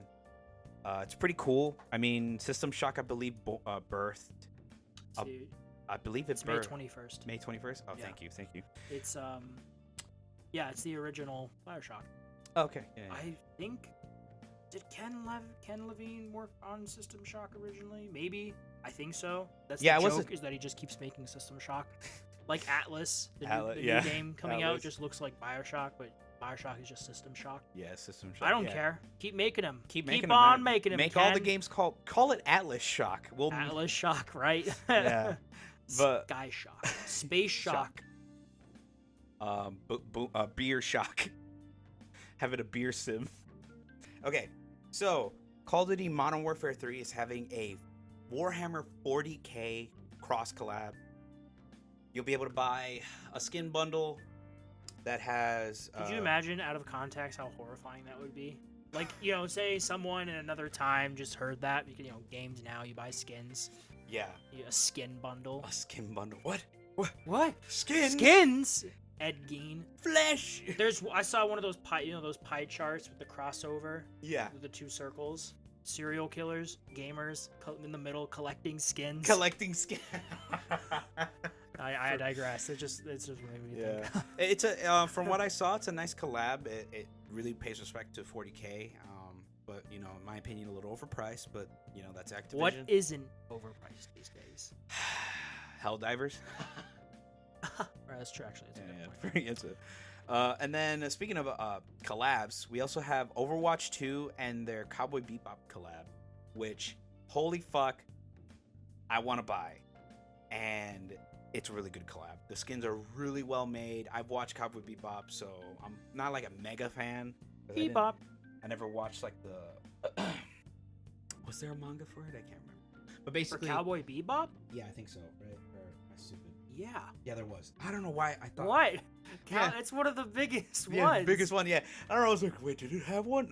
I'm having amnesia right now, folks. Sorry, but yeah. So Cowboy Bebop with Overwatch, really good choice. The characters that they chose to have the skins are amazing choices. Their way of doing collabs. Wow, it was only one season of it. What? Yeah, there's only one season. There's not. Cowboy Bebop. There's like 2 movies, I think, or no, 1 movie. I think there's 1 movie, maybe 2, maybe stupid. Was the manga the anime? Wait, were you There's- asking before if there was a manga or if there was an anime? No, if it was a manga first, and I'm pretty sure it was. Oh yeah, isn't that usually the case? A lot, like Dragon Ball was originally a manga before becoming a Yeah, show. but there's some animes that are just straight up just made, no manga. They're just. I mean, that makes sense. Yeah, the cross collab, amazing. The characters they chose, and like the in-universe reason why these characters look like them, is because they're cosplaying. So like, last collab they did One Punch Man, and the only character in the game that fits that is Doomfist because he has a big gauntlet and Makes it's sense. literally one punch. One punch is all I need. That's his like one voice line. And I like that. he got the Saitama skin, and then Genji, who's the cyborg in the game, got the Genos skin, and then Moonman Rider, the bike guy, was given a soldier. And like in canon, the reason why they cosplay these characters because they fit their personalities the best and they like them. Yeah. So for the Overwatch Cowboy Bebop collab, Mauga, he got Jet Black, the guy with like the beard, and he's like the guy with the metal arm, whatever. And the main character Spike is McCree. Sorry, not McCree. Cassidy. My bad. Still getting used to that. Cletus Cassidy. Cool. That's Carnage. That's it. That's Carnage. Yeah. That's Carnage.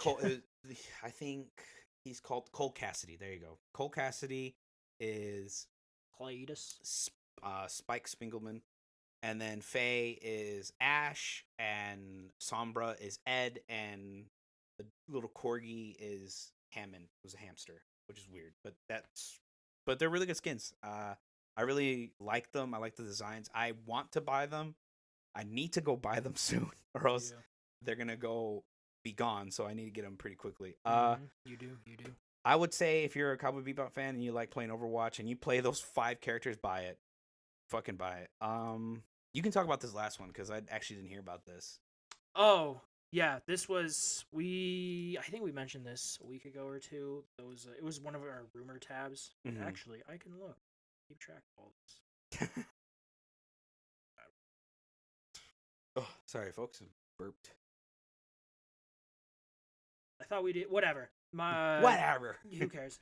Stellar Blade, PS5 exclusive Stellar Blade is getting a demo. This was because Sony accidentally released the demo before pulling it and then went the extra mile to immediately revoke its license from users' accounts by pushing a quick update. This is from PlayStation Lifestyle. Damn.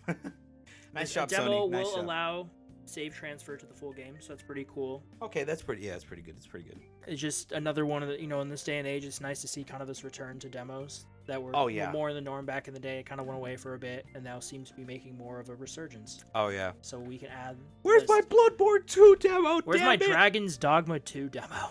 Oh yeah. That comes out next week. Oh fuck yeah! Wait, didn't they say they were gonna do a demo? I don't think they confirmed that. I think it was just rumored. Oh okay, never mind. But that game needs a demo. Oh yeah. If you want to get people sink their teeth in, give them a demo. I think that's Yeah. what they should start doing again. Is just have a demo ready. Like just Yes. just a Always, small like forever. Or do what PlayStation does, where you can play like the first 30 minutes of a game. That's true. Because if you have PlayStation Plus Extra or Premium or whatever, I think it's premium. is it because I premium? have extra. Oh, okay, so Oh, it's you have extra? No, I don't have extra. I just have the essential. Oh, I have extra. But yeah, if PlayStation it's not. I think it's premium that lets you do that. Premium, you can demo games that you haven't bought before, and you can play like the first hour. For them, it's an hour. So if you want to do it for free, just do the first. I feel like they should do just the first 30 minutes to see, like, if you get your teeth synced in. But yeah, okay, that's. I agree with that. But yeah, it's cool to see it. Stellar Blade is one of those games that I would definitely try out a demo for, just to see if I like it, because I think it looks cool and it looks really fun, especially control-wise. It's obviously very inspired by, oh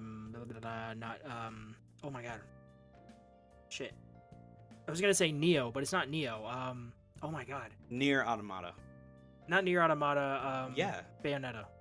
Oh well, yeah, Bayonetta. Well, yeah, Nier Automata too. But yeah, those type of games, those over-the-top hack and slash. Hack and slash. Yeah. Those Japanese. Hack and slash game. Devil May Cry. Yes, exactly. So here's hoping people like the demo. Technically, God of War. It's a hack and slash. Well, yeah. It's just not Japanese. It's though. just not Japanese. It's a Western. It is owned technically by a Japanese company. Oh yeah.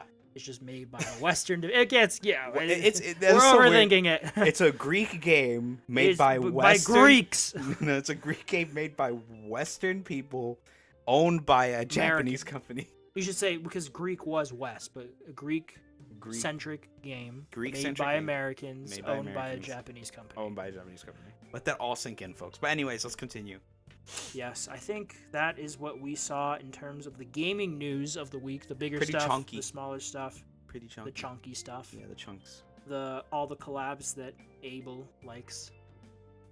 They actually, yeah, they're mostly all collabs I do like, but I haven't played COD in a hot minute. I just want to play Warhammer. I just want to play Space Marine 2. That's all that made me think about. This man's having a crack addict reaction. I need my 40K, man. Where is it? Yeah, right. It was supposed to come out last year, but it got pushed back to this year. But all right, moving on to the movie news of the week. You could talk for the rest of this because I only put a couple things. I think. Which ones did you put in? Well, actually, I didn't put them in, but there were things I was gonna put in, which was fucking the Venom Last Dance. What is it? The Teen Titans casting and all that stuff. But yeah. Yeah, well, I think that was just announced. There's no casting. Well, not casting, but it was just no. I gotcha. Yeah. But yeah, to start off with, because I have to, because it's movie stuff, and even if you don't like them, and I think they're whatever, but I figured I like movies. I do like movies. So the Oscars did happen last week. Oh yeah. And Oppenheimer got like 7 of them. Of course. Because did you see Oppenheimer? No, but I did ask you this before. It is. I think. I knew it deserved it. The Academy likes its bio pictures. It's if you look back at the didn't winners. Queen win like Best Picture or whatever? Did Bohemian Rhapsody win that year? I know Rami Malek won Best Actor for playing Freddie Mercury, but I don't remember if Bohemian Rhapsody won. I'd have to check. But yeah, Rocketman was the better film. I digress. What? Oh, actually, no, that's right. I never got to see Rocketman. Yeah, I love Elton John. I just never seen Rocketman. You have to watch Rocketman. Rocketman. Rocketman. But yeah, I didn't watch it. I was watching Dune. That's a good song. But I was watching Dune. But what's his face? Ryan Gosling did I'm Just Ken. I'm Just Ken, yeah. And then really good. Danny DeVito and Arnold presenting. Oh yeah, presenting. How did Batman beat you? Yeah, Michael Keaton. That was great. Oh, and then John Cena walking on stage naked. Oh, I love that clip. That was good. This year's Oscars was kind of wild, and I like it. It was more lax. It was like a little less. And then Al Pacino not giving a shit at the end. What happened? Because there's usually a build up with each announcement. Like they'll go over the movies, but he just like comes out and he's like, and the winner is blah blah blah. But that was an intentional choice because we already knew what the movies were. It's fine. It's Al being Al. He's just like, all right, welcome everyone. Let's get home early. But what won? Okay, Oppenheimer won Best Picture. Of course. Best Director, finally, Christopher Nolan. Christopher Nolan, as he should. Actor in a leading role, Cillian Murphy, Oppenheimer. Actress in a leading role was Emma Stone. Her second Oscar for Poor Things, which she was really good in. Okay, yeah. Our man, Iron Man, won an actor. Robert Downey Jr. for Oppenheimer. Finally. He was really good in it. I love his little peace sign. Oh yeah, he's always been doing that, man. He did that, and I think in like both the second Iron Man. He's walking out of the courtroom. I have privatized world peace, and he just Like, what more do you want? Come on, You yeah. want me to play with these ass clowns? Fuck you, Mr. Stark. Fuck It's you, funny Mr. in hindsight because then when you learn that guy is Hydra, Yeah. that's Senator. And then Divine Joy Randolph. I haven't seen it, but I have heard it's really good. She won for The Holdovers. Okay, nice. And then adapted screenplay was American Fiction. Original screenplay, Anatomy of a Fall. Very good French film. Okay. Cinematography, Oppenheimer. Of course. Original song was What Was I Made For from Barbie. Of course. I think Yeah, I'm Just sorry. Ken should have won. Yep. That's just me. Because I'm just Ken. Anywhere else, I'd be a Be 10. 10. Yep. Costume design, Poor Things, well deserved. in my Okay, opinion. yeah. I see Sound, The Zone of Interest, that had really good sound design. that. I heard about that, yeah. The very eerie sound mixing. Yeah. Original score, Oppenheimer. Of course. I'm just gonna... Live action short film. This is the only short film I watched. The Wonderful Story of Henry Sugar, which is Wes Anderson. You know Wes Anderson? Yeah, I know Wes Anderson. Wes This was his Anderson's first- like one of my top directors. I He's love great. watching. I love Wes Anderson stuff. But this was his first Oscar. It was ever. Really? It was He for didn't a get one short for Grand the Budapest? Grand Budapest? Nothing else. Not even Fantastic Mr. Fox? It's a great movie, but no. Nope, this was his first Oscar. Or what is it? Moon Paradise something? Moonrise Kingdom. Moonrise Kingdom. Nope. Thank you. No, not even. Bro, those are so good. They are. It's like with Nolan. This was Nolan's first directing Oscar, Of course. even though he's done banger after banger. But they're mostly out of touch. And then they try to be, connect with the audience with all the Ken stuff. Ken. Oppenheimer. Because it was too big. Naked John Cena. And then animated short film War is Over, inspired by the music of John and Yoko. Get John Lennon and Yoko Ono. I didn't watch it, but cool. Documentary feature film 20 Days in Mariupol. Documentary short film The Last Repair Shop. International feature film The Zone of Interest. That's a heavy watch, but Okay. well deserved. Animated feature film The Boy and the Heron. The Boy and the Heron. I love Hideo Miyazaki, I believe his name is. Hideo Miyazaki? No. Hayao Hayao Miyazaki. Miyazaki. Not Hideo Miyazaki. Hideo Kojima. That's Hideo Kojima, sorry. Hayao Miyazaki. I love Studio Ghibli. Toshio Suzuki. I love the Ghibli studios. Ghibli. Sorry. Yeah. My brain's fucking melting right now. It's okay. Ghibli We'll forgive films you. are amazing. I just feel like Spider-Verse should have won a little bit, but I do love Boy and the Heron. No. Boy and the Heron's really good. No. Mark Hamill's performance and a The lot of cliffhanger ending didn't help. Yeah. I think that's what hurts. I love Spider-Man. It's fucking amazing, but I think the cliffhanger ending is what hurt it. I think maybe a third film, the Beyond the Spider-Verse, Would probably win it.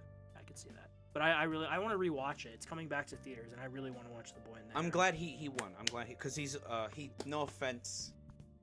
Not offense actually, just for anyone's information, he doesn't like West. He didn't. No, he didn't show up for it. Oh yeah, no, yeah. He didn't show up for Spirited Away either. He just doesn't like us, which he is just fair. doesn't. Yeah. he's a loner dude. He's very he prefers to make his films imaginative but no emotion put into it, in the sense that like he doesn't make it personal to his life. He just likes to come up with stories. I mean, That's why not- he was critical of his son's film. I don't know if you ever saw the little documentary Well, I he did. mean, His son made a film, and it was very like you can, if you read between lines, it was. I don't know really- if that's true though. what. That he doesn't make it kind of reflective of his life. I mean, this. Well, no, like And like My not Neighbor reflective. Totoro. No, yeah, it's not reflective of his life, like in that sense. Like it is, like obviously it's about his mother. He had a very Was experiences in yeah. during World War II. Yeah. I meant more of like, he doesn't make it all about him. Yeah. He makes it all about like the art and the beauty behind each still Sure. and page. Yeah, I agree. And with he that. loves yeah, this, yeah. he loves the story, and obviously he conveys like that connection he had with his mother Yeah. and being sick in World War II, all that stuff, Yeah. right? But it wasn't so prominent in the film that you like. It's like you can understand it right away, because if you really just watch a Ghibli movie like My Neighbor Totoro and like Spirited Away, it's really just about the fantastical. There's no like underlying like, oh, it's a kid being disobedient to her parents. No, it's like, no, she just really likes her parents. She really loves her parents. That's it. It's just the little girl lost and the spirited away. But I believe I saw the documentary. He went to his son's film, walked out 3 times to take a smoke, came back in, and then he gave his son a critique. He's like, I didn't like it because a lot of people thought it was just him being bitter because his son didn't really call him out, but the movie, I forgot the name of it. Fuck. But basically, a lot of people analyzed the movie and it was a bit of like a call out, like that he wasn't a good dad. Yeah, so he just said he hated that his son made it about like his personal experience in that sense of that was the underlying tone instead of it being just about the art and like the imaginary. Like obviously like he makes it about like, you know, the underlying tones of like, you know, his love and loving his mother and all that stuff. But a lot of his stories, all of his films are always about love. They're all about love, the parental love with just someone else that's not even like what do you call it, like love it's just like mutual love, like caring for someone. At Lovers, fucking what do you call it, House Moving Castle. Yeah, it's all if you look at all the movies, Princess Mononoke, love, literally. Nature. Yeah, literally. Yeah, all of it's about all love. Yeah, no, I agree with you. But I just remember he's very particular about how someone creates something. He prefers pure imagination with not too much of like the undertone taking over the whole film. You know what I mean? I do. Like, I get what you're saying. Like he doesn't want it to be about him and his mom, but he'll put like little like snippets of inspiration, but he won't make it about him and his mom. That's fair. No, I see. I think that shows in all of his films. All of his films, what you're saying. Yeah, just pure, just full on artistic, just imagination. So he's very So I don't blame him for not showing up for the Oscars. Well, no, that's just he doesn't like us. Oh no, yeah, he just doesn't. He didn't show up for Spirited Away, so that's just consistent. And then makeup and hairstyling, Poor Things. I thought it deserved. Production design, also Poor Things, very good. Yeah. Production design, film editing, Oppenheimer, and then the one I'm very happy with, visual effects, Godzilla, -1. Of course. Which I saw twice in theaters, and for what they were able to do, both times, or the second time minus color, what they were able to do with a $15 million budget, that team, they were. Yeah. Dude, you see him celebrate winning the best special effects? They had little Godzilla figures with them. They had like a little golden Godzilla. Yeah, and they were like listening to it on the TV, and they all just yeah, that was when they were nominated. Yeah, that was when they were nominated. I saw that video. That was really good. Yeah, I'm very happy they won. Very well deserved for what they were able to pull off. Fuck yeah. So yeah, Oppenheimer won the night, which was to be expected. Pretty much. And then the next thing, I don't know why this is happening, but this shit happens. Have you ever seen This Is Spinal Tap? No. Do you know what it's about? No. You've never heard of it? Never heard of it in my life. Oh my god. It's an 80s mockumentary film that spoofs the rise and fall of a band. Okay. So like, you ever seen Walk Hard, the Dewey Cox story with John C. Reilly? It sounds familiar. It's a lot like that, where it's just you know a lot of rock bands, they do drugs, they go in trouble, they fall apart. It's kind of a cliche at this point. Yeah, it's like this the story movie of a rock was band. One that took that concept and just kind of in a way spun it on its head and made it funny. Okay. It's a funny mockumentary. Oh, it's okay. Yeah. And this is from the 80s, and they're making a sequel for some reason. Spinal Tap 2? Yeah. The original cast, cameos, Elton John and Paul McCartney, all of them. Rob Reiner, who I believe directed the original, is directing this one, and all the people are coming back. It's supposed to start filming soon. I don't know why. I don't know why. It's one of those. It doesn't need a sequel. I just, I saw it and I had to put it in. Yeah. I haven't seen it, so I've never seen it. I've never seen it either. Oh, I just know of it. It's Oh. on my watch list. I mean, yeah, no, I haven't You seen just it either. don't think it should. No, it's from what I've heard. It's just one and done. And also, it's from the '80s. It's not like Oh Top. yeah. Although, I mean, Top Gun got a sequel, and But that sequel kind of made sense. because Tom Cruise doesn't age. That and like they were able to like, was it like they would just tell the story, Yes. so it was pretty Yeah. They were able to continue the story. It wasn't like rehashing old shit. It's like no, they were just able to tell a new story Yeah, sure. with new like A new generation of new pilots generation. There you go. with Maverick training them. Yeah. Mhm. Or it'll probably be shit, but whatever. It was announced. Uh-huh. The next thing I'm very excited about. Yes, same. Violent Night 2 and Nobody, Nobody 2 they're coming underway. The Finally. sequels, this was from producer Kelly McCormick. What's up with this new like generation of old man action movies? I mean, I'm here for it. Oh, dude, same. No offense to the actors who play the old men, but just like it's just a very like now stigma with because Keanu Reeves kind of started it with John Wick.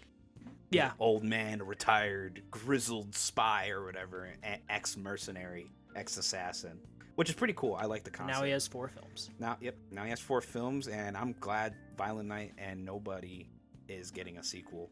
Yeah, they just said they were planning on returning to those universes, and hopefully, honestly, end of the year for Nobody 2 to start filming, and then beginning of the next year for Violent Night 2. And then if we can find time in everybody's busy schedules, it's Bob Odenkirk was in Nobody. Yeah, And, Bob Odenkirk. And, David David Hoffer?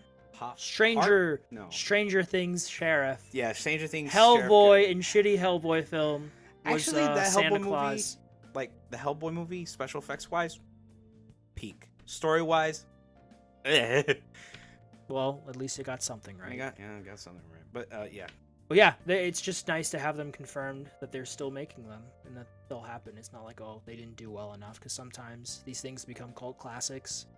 Oh, They yeah, don't make no, they enough could- of the box office for a studio to be like, oh, it's not worth investing in a sequel if people aren't as interested in it. But we're getting them, and Thank I want God. to see Mrs. Claus yes, beat up I Mrs. wanted, Mrs. Claus and duo with Santa. yeah, or like, dual dude, clicking ass. dude, that would be crazy. Because I mean, who would marry that Santa? I don't know if you know the backstory Oh, yeah, of he the was Santa in yeah, that yeah. universe. Yeah, I saw it. Yeah, He's he's a fucking Viking. brutal. He's a badass. He's a That fucking badass. The hammer. The hammer. So good, man. I'm very excited. He's like an old Norse dude too. That's like the whole thing. He's Yeah. like a barbarian or whatever. Chris Kringle. Chris King. Yeah, the Chris. old folktale. Mm-hmm. And then the next thing, there's always film festivals. One of the bigger ones this week was SXSW. SXSW, where a bunch of stuff showed off that I'm kind of excited for. Like we talked about it before, Mm-hmm. Monkey Man Oh yeah. with Dev Patel action, like kind of Indian John Wick. Yeah. Received like good reactions, good reviews. That comes out in a month, so I'm excited. That seems like because it's his first film he's directing. Have you ever seen Life of Pi? Yes. That's not him. But then why did you tell me? You fuck. I don't know why I thought that. It's you ever was see like- Slumdog Millionaire? Yes. That's Dev Patel. Okay, I was supposed to be like, yeah. And he was Zuko in the original. Oh yeah. Yeah, it was one of the better things about that movie. Yeah, he But, looks like a pretty decent Zuko. Yeah. And then David Leitch, who's one of the original directors. He's in everything. What? David Leitch. We've been talking about him for. Oh yeah, because he's a producer for Nobody. Nobody. Yeah. And because I mean it makes sense. He was him and Chad Zielinski were stunt coordinators, stuntmen. in Okay. The Matrix. They did the original John Wick together. They split off. Chad has been the one directing all the sequels. David is the one who's been doing stuff like Atomic Blonde, Hobbs and Shaw, Deadpool 2, Okay. Yeah. Bullet Train, and now he's doing The Fall Guy with Ryan Gosling, which also premiered here. And yeah, I thought it looked okay, but apparently it's been like pretty good. So I'm excited. It's about a stuntman. It's a stuntman action movie. He's caught up in a plot. Yeah. You know, it's an action movie, but with Ryan Gosling, whom I love. Ryan He's my favorite. Gosling. He's my favorite Ryan. I'm gonna be honest. Nice. And then there was another film. It's an A24 film from Alex Garland, who he wrote 28 Days Later. He ghost directed Dread. but he did Ex Machina, Annihilation, which are really good sci-fi films you should watch, and Men, which we don't watch that one. Okay. But he's doing a movie this year called Civil War, which is about an American Civil War in modern times. Which Oh yeah, I saw Which like is- trailers of that. yeah, which is it's gotten good review, little mixed, but pretty good reviews. Just I think Good-ish. some people were expecting maybe something different. I think part of it is he doesn't take a hard stance in the film. I guess to not alienate everyone because you know how the political climate is right Yeah. now. But I mean that's good then. I mean. yeah, I'm still excited to see it. It's just I'm always curious to see what people think when they watch this stuff first. And I've always wanted to go to one of these things, maybe one day, but that caught my eye. And then we got a proper trailer for the Crow reboot with Oh, nice. Bill Skarsgård, Beal scores. and it kind of looks like John Wick, but Oh, I mean, yeah. Jared Leto, like Jared Leto's Decrepit Joker Jared Leto. meets John Wick. Yeah. It looks. I don't know if you. It looks okay. I mean, I don't think it's gonna be good. I think we talked about this before. We have talked about this before. But the director, he's not the best director. And like, did we really need a Crow reboot? Did you Not really. Did you ask for a remake? No, I mean I never got to see the original, but You've never seen the original Crow I know the story behind like with Brandon Lee. Brandon Lee. Yeah. It's such. I mean, rest in peace. But it's such a good movie. It's such a really solid revenge film. I need to watch The it. aesthetic. It's the original Hot Topic. He's the poster boy for Hot Topic. Yep. But it's just very atmospheric. Brandon Lee does a great job in the film. The action. He would have been a big actor. I feel He like. would have. I think he could have gotten there with like his father. Gone before his time, just like Heath Ledger. Yep. And River Phoenix. All gone Yeah. too soon. But yeah, there was a trailer for it. It comes out pretty soon, I think. June 7th. That is pretty soon. That damn. It Yeah. won't do well, but I'm here to see it crash Yeah. and burn. And then these next three things, this is more film auteur Fire him off, man. update things that Quick I and fast. noticed. Actually, probably not. Yeah. But Paul Thomas Anderson's next film is going to be released in IMAX in 2025. It's weird for him because he's always on smaller budget stuff. Have you ever heard of Boogie Nights? Yep. Marky Mark. Mm-hmm. Marky Mark. Magnolia, Tom Cruise, a bunch of other people, but Tom Cruise is in that. Mm-hmm. There Will Be Blood with Daniel Day-Lewis. It's a really good period piece about a oil prospector from the late 1800s. He does stuff like that. My point is, it's smaller budget, very film film auteur. You know, like Scorsese, film is art, that kind of thing. But he's doing his next movie with Leonardo DiCaprio, which I am excited about, and it's gonna have a big budget. But yeah, it was just an update I saw. And then the next dude, his name's Yorgos Lanthimos. He's the guy who did Poor Things with Emma Stone. That was just at the Oscars. It came out late last year. Yeah. Was received well. It was his highest grossing film at the box office. Their next film comes out this summer. They just did. It's called Kinds of Kindness. It's also with Emma Stone. I guess they filmed them back to back pretty quickly. I'm not sure what it's about. He's a Greek director. He's foreign. All his films are in English, but he does weird shit. I imagine you've seen none of it. You've definitely seen none of his stuff. He's done movies, The Lobster, Mm-hmm. Killing of a Sacred Deer, The Favorite, and now Poor Things. He has a style that just makes you slightly unnerved, but in a good way, in an artistic way, a way that reflects on human morality. I'd say a lot is a big theme of his. But he's a hard worker. I'm excited to see his stuff. I like weird shit. So No, yeah. comes out June 21st. I have no idea what it's about. I kind of don't want to know. Like you go into something blind. Like Perfect Oh, yeah. Blue. You ever see Perfect Blue? No. The anime? No. Oh, that is so. I went into that Pretty Blind. That is such a good fucking movie. Perfect Blue? It sounds familiar. You've never heard of Perfect Blue? Oh, you have to. Oh my god, it's fuck. Who's it? It's one of those directors who just. I think that was his big moment. It's about a girl who's part of a pop group who's making the transition to actor, and let's just say it's not going too well for her. I'm just gonna leave it at that. I went into it blind, and it was so fucking good. I digress, but my point is I like going into shit blind. So I'm not gonna say anything about that. Or I'm not gonna look at anything about his next movie. And then the next dude, the final dude, film. I feel like there's another term, and I'm not thinking of it. I'm out of it today. Film auteur. You're clocked out. I'm clocked out, right? Ari Aster, who did Hereditary, Yeah. Midsummer. Yeah. Last year he did Beau is Afraid with Joaquin Phoenix. His next movie, it's called Eddington. It's kind of a modern day Western with, again, Joaquin Phoenix. Emma Stone again. Austin Butler, who's been pretty prominent lately. And then Pedro, my man Pedro. Pedro Pascal. Pedro Pascal. Pedro. The internet's Latin daddy. Zaddy. Zaddy. That they were all announced to be in the cast. It's a modern day Western with like a horror twist. Where it's one of those situations where like a couple goes to a town, their car's broken down, kind of thing. Yeah. And the town turns out to be Oh, horrific. Horrific. Yeah. Yeah, it's like that. Okay. I believe this one is scheduled for next year. I want to say I could be wrong about that, but again, I like his stuff. I'm excited to see how this pans out, because I know Beau is Afraid was a bit divisive, but I really liked it. It was about a dude, Joaquin Phoenix, overcoming his fears, and he goes on a really weird adventure, but set in modern times. Mm-hmm. It's one of those movies that benefits from being on psychedelics. If you're high or something. Oh. But A24 just makes weird shit. So that tracks. Not really surprised there. And then away from the film nerdy stuff that I like, Yeah. back to stuff that you also like. Back to reality. The Sad Man. Oh. Do you know why it's the Sad Man? It's because Batman. The Batman Part 2 was got delayed to delayed. 2026.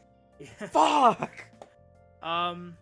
Yeah, this was part of Warner Brothers announcements, a bunch of stuff. Robert Pattinson is not getting any younger, Warner Brothers, you fucks. No, he's going to be older in this, or about the same age that Christian Bale was in The Dark Knight Rises, which is crazy to think about. Yeah. But yeah, its old date was October 3rd of next year, but it has now been pushed back to October of 2026.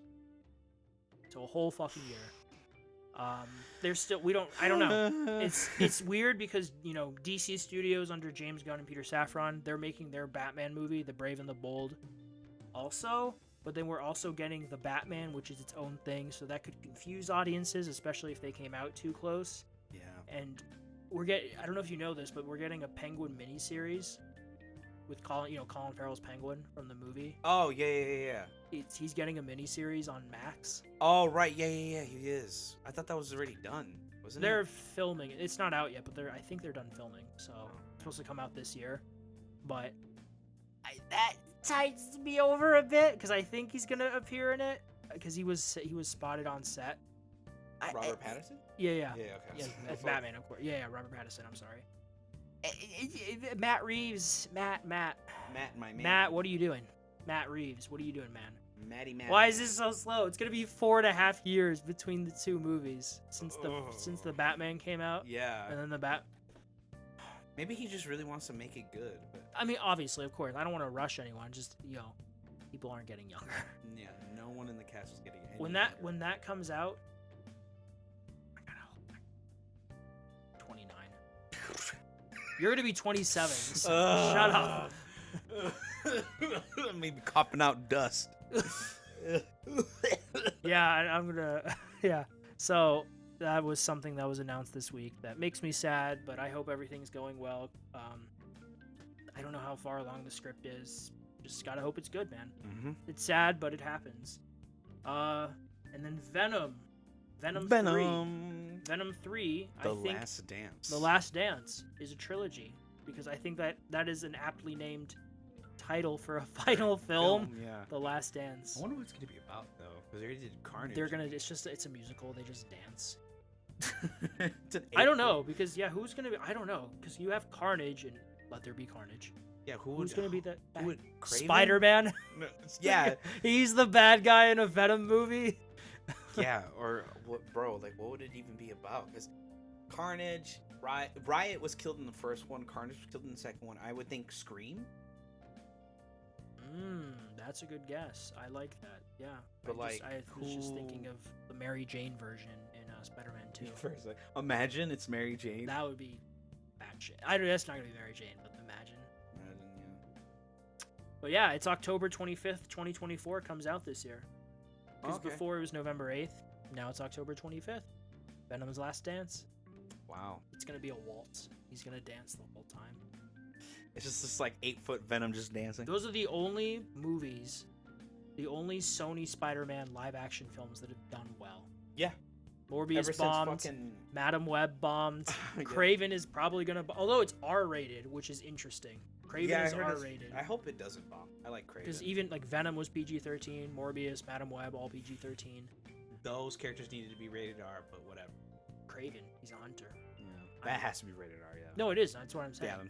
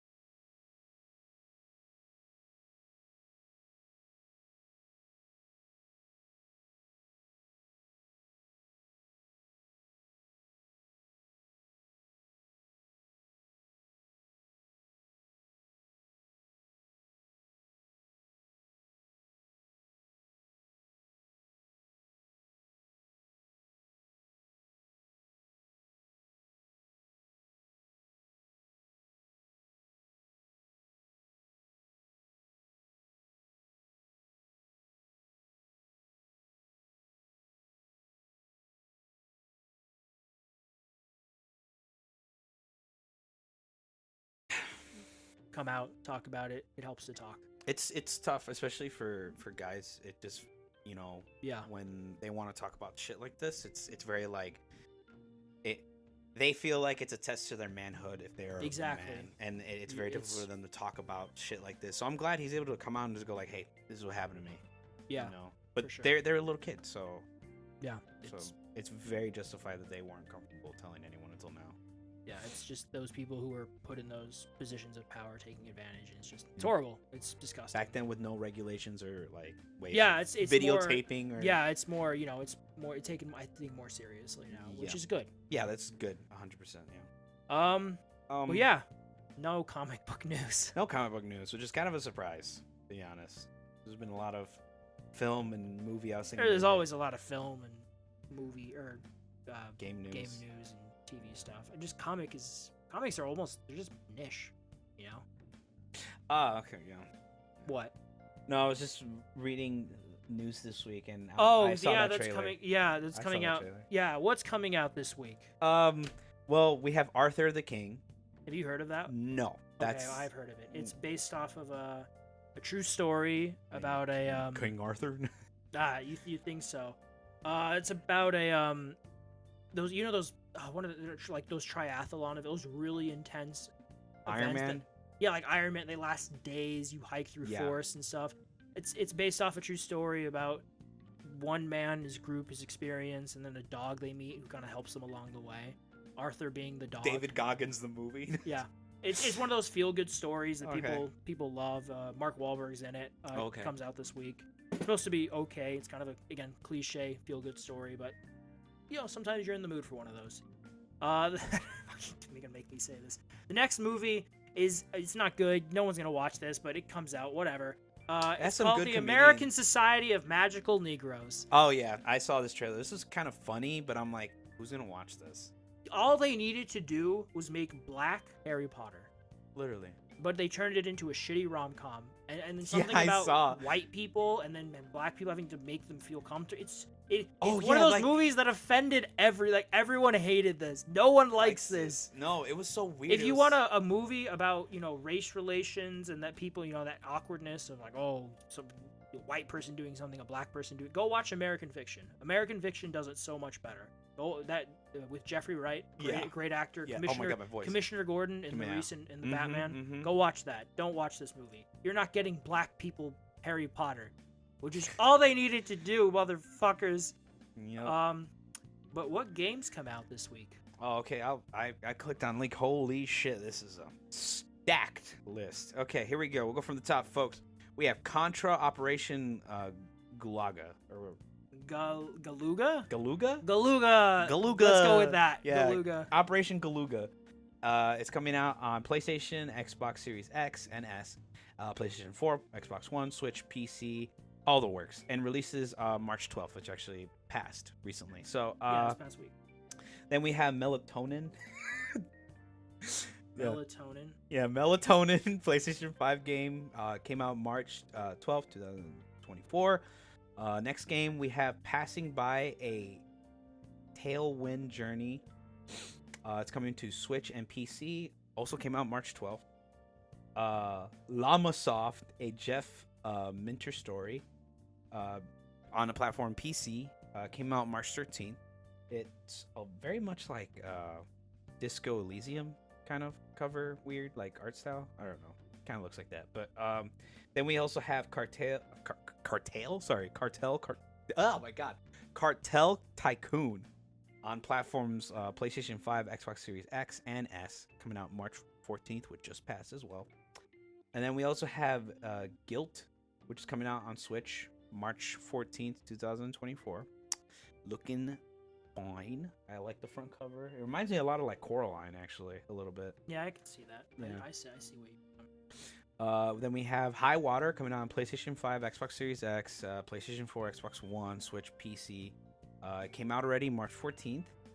Then we have Lawn Mowing Simulator coming to the Switch March 14th. And then we also had coming out this week Star Wars Battlefront Classic Collection on all platforms, minus the Switch. Or no, it's on the Switch. Never mind. On the Switch. March 14th came out. Then we been also playing it. have What the Golf on PlayStation 5 and 4. Came out March 14th. Kingdom Come Deliverance Royal Edition coming to Switch March 15th, which was yesterday. Go ahead, pick up your copy. It looks interesting. And then we have Outcast: A New Beginning for PlayStation 5, Xbox Series X, and PC March 15th, 2024. Yes. Wow. This is a pretty stacked week, folks. Well, I mean, to be, like, especially with nothing melatonin. Huge. Yeah, no, it's for me, like, the biggest thing on here, Contra, of course, is and the Battlefront and Classic Battlefront. Collection, which, again, as I said before, unless you're like me and you're like, I have to fucking replay these games because they, yeah, exactly. Wait a little bit. You can wait. Wait. I think you can wait till they come to PlayStation Plus or Yeah. Game Pass or whatever they come to. Mm-hmm. But I'm having fun with the campaign, so fuck me. But yeah, that's what came out this week.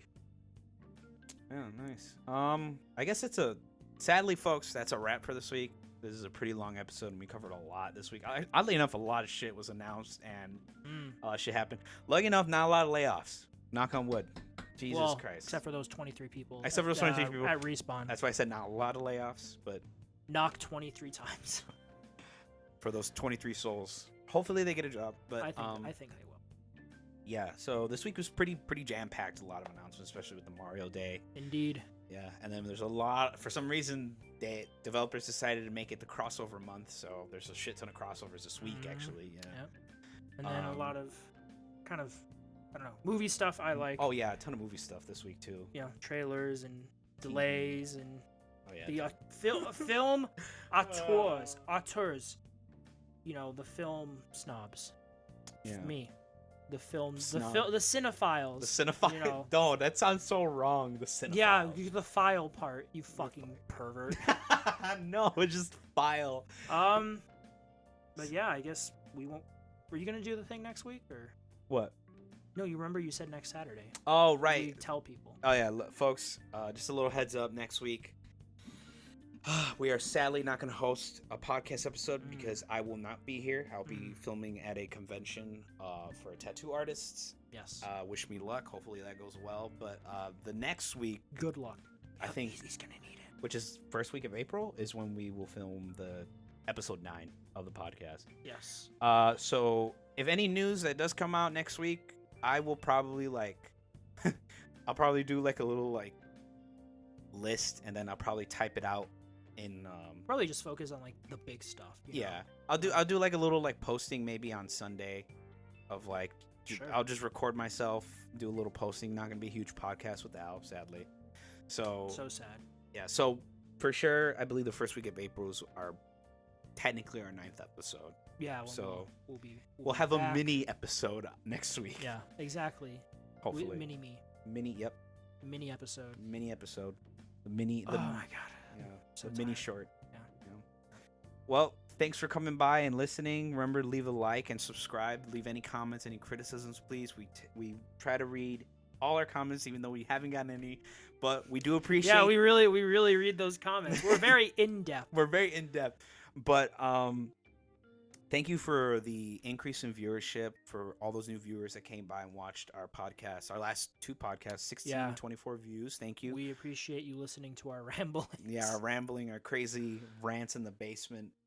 But we appreciate you. Remember, like and Always. subscribe. Always. I hope you guys have a great day. See ya. See you guys.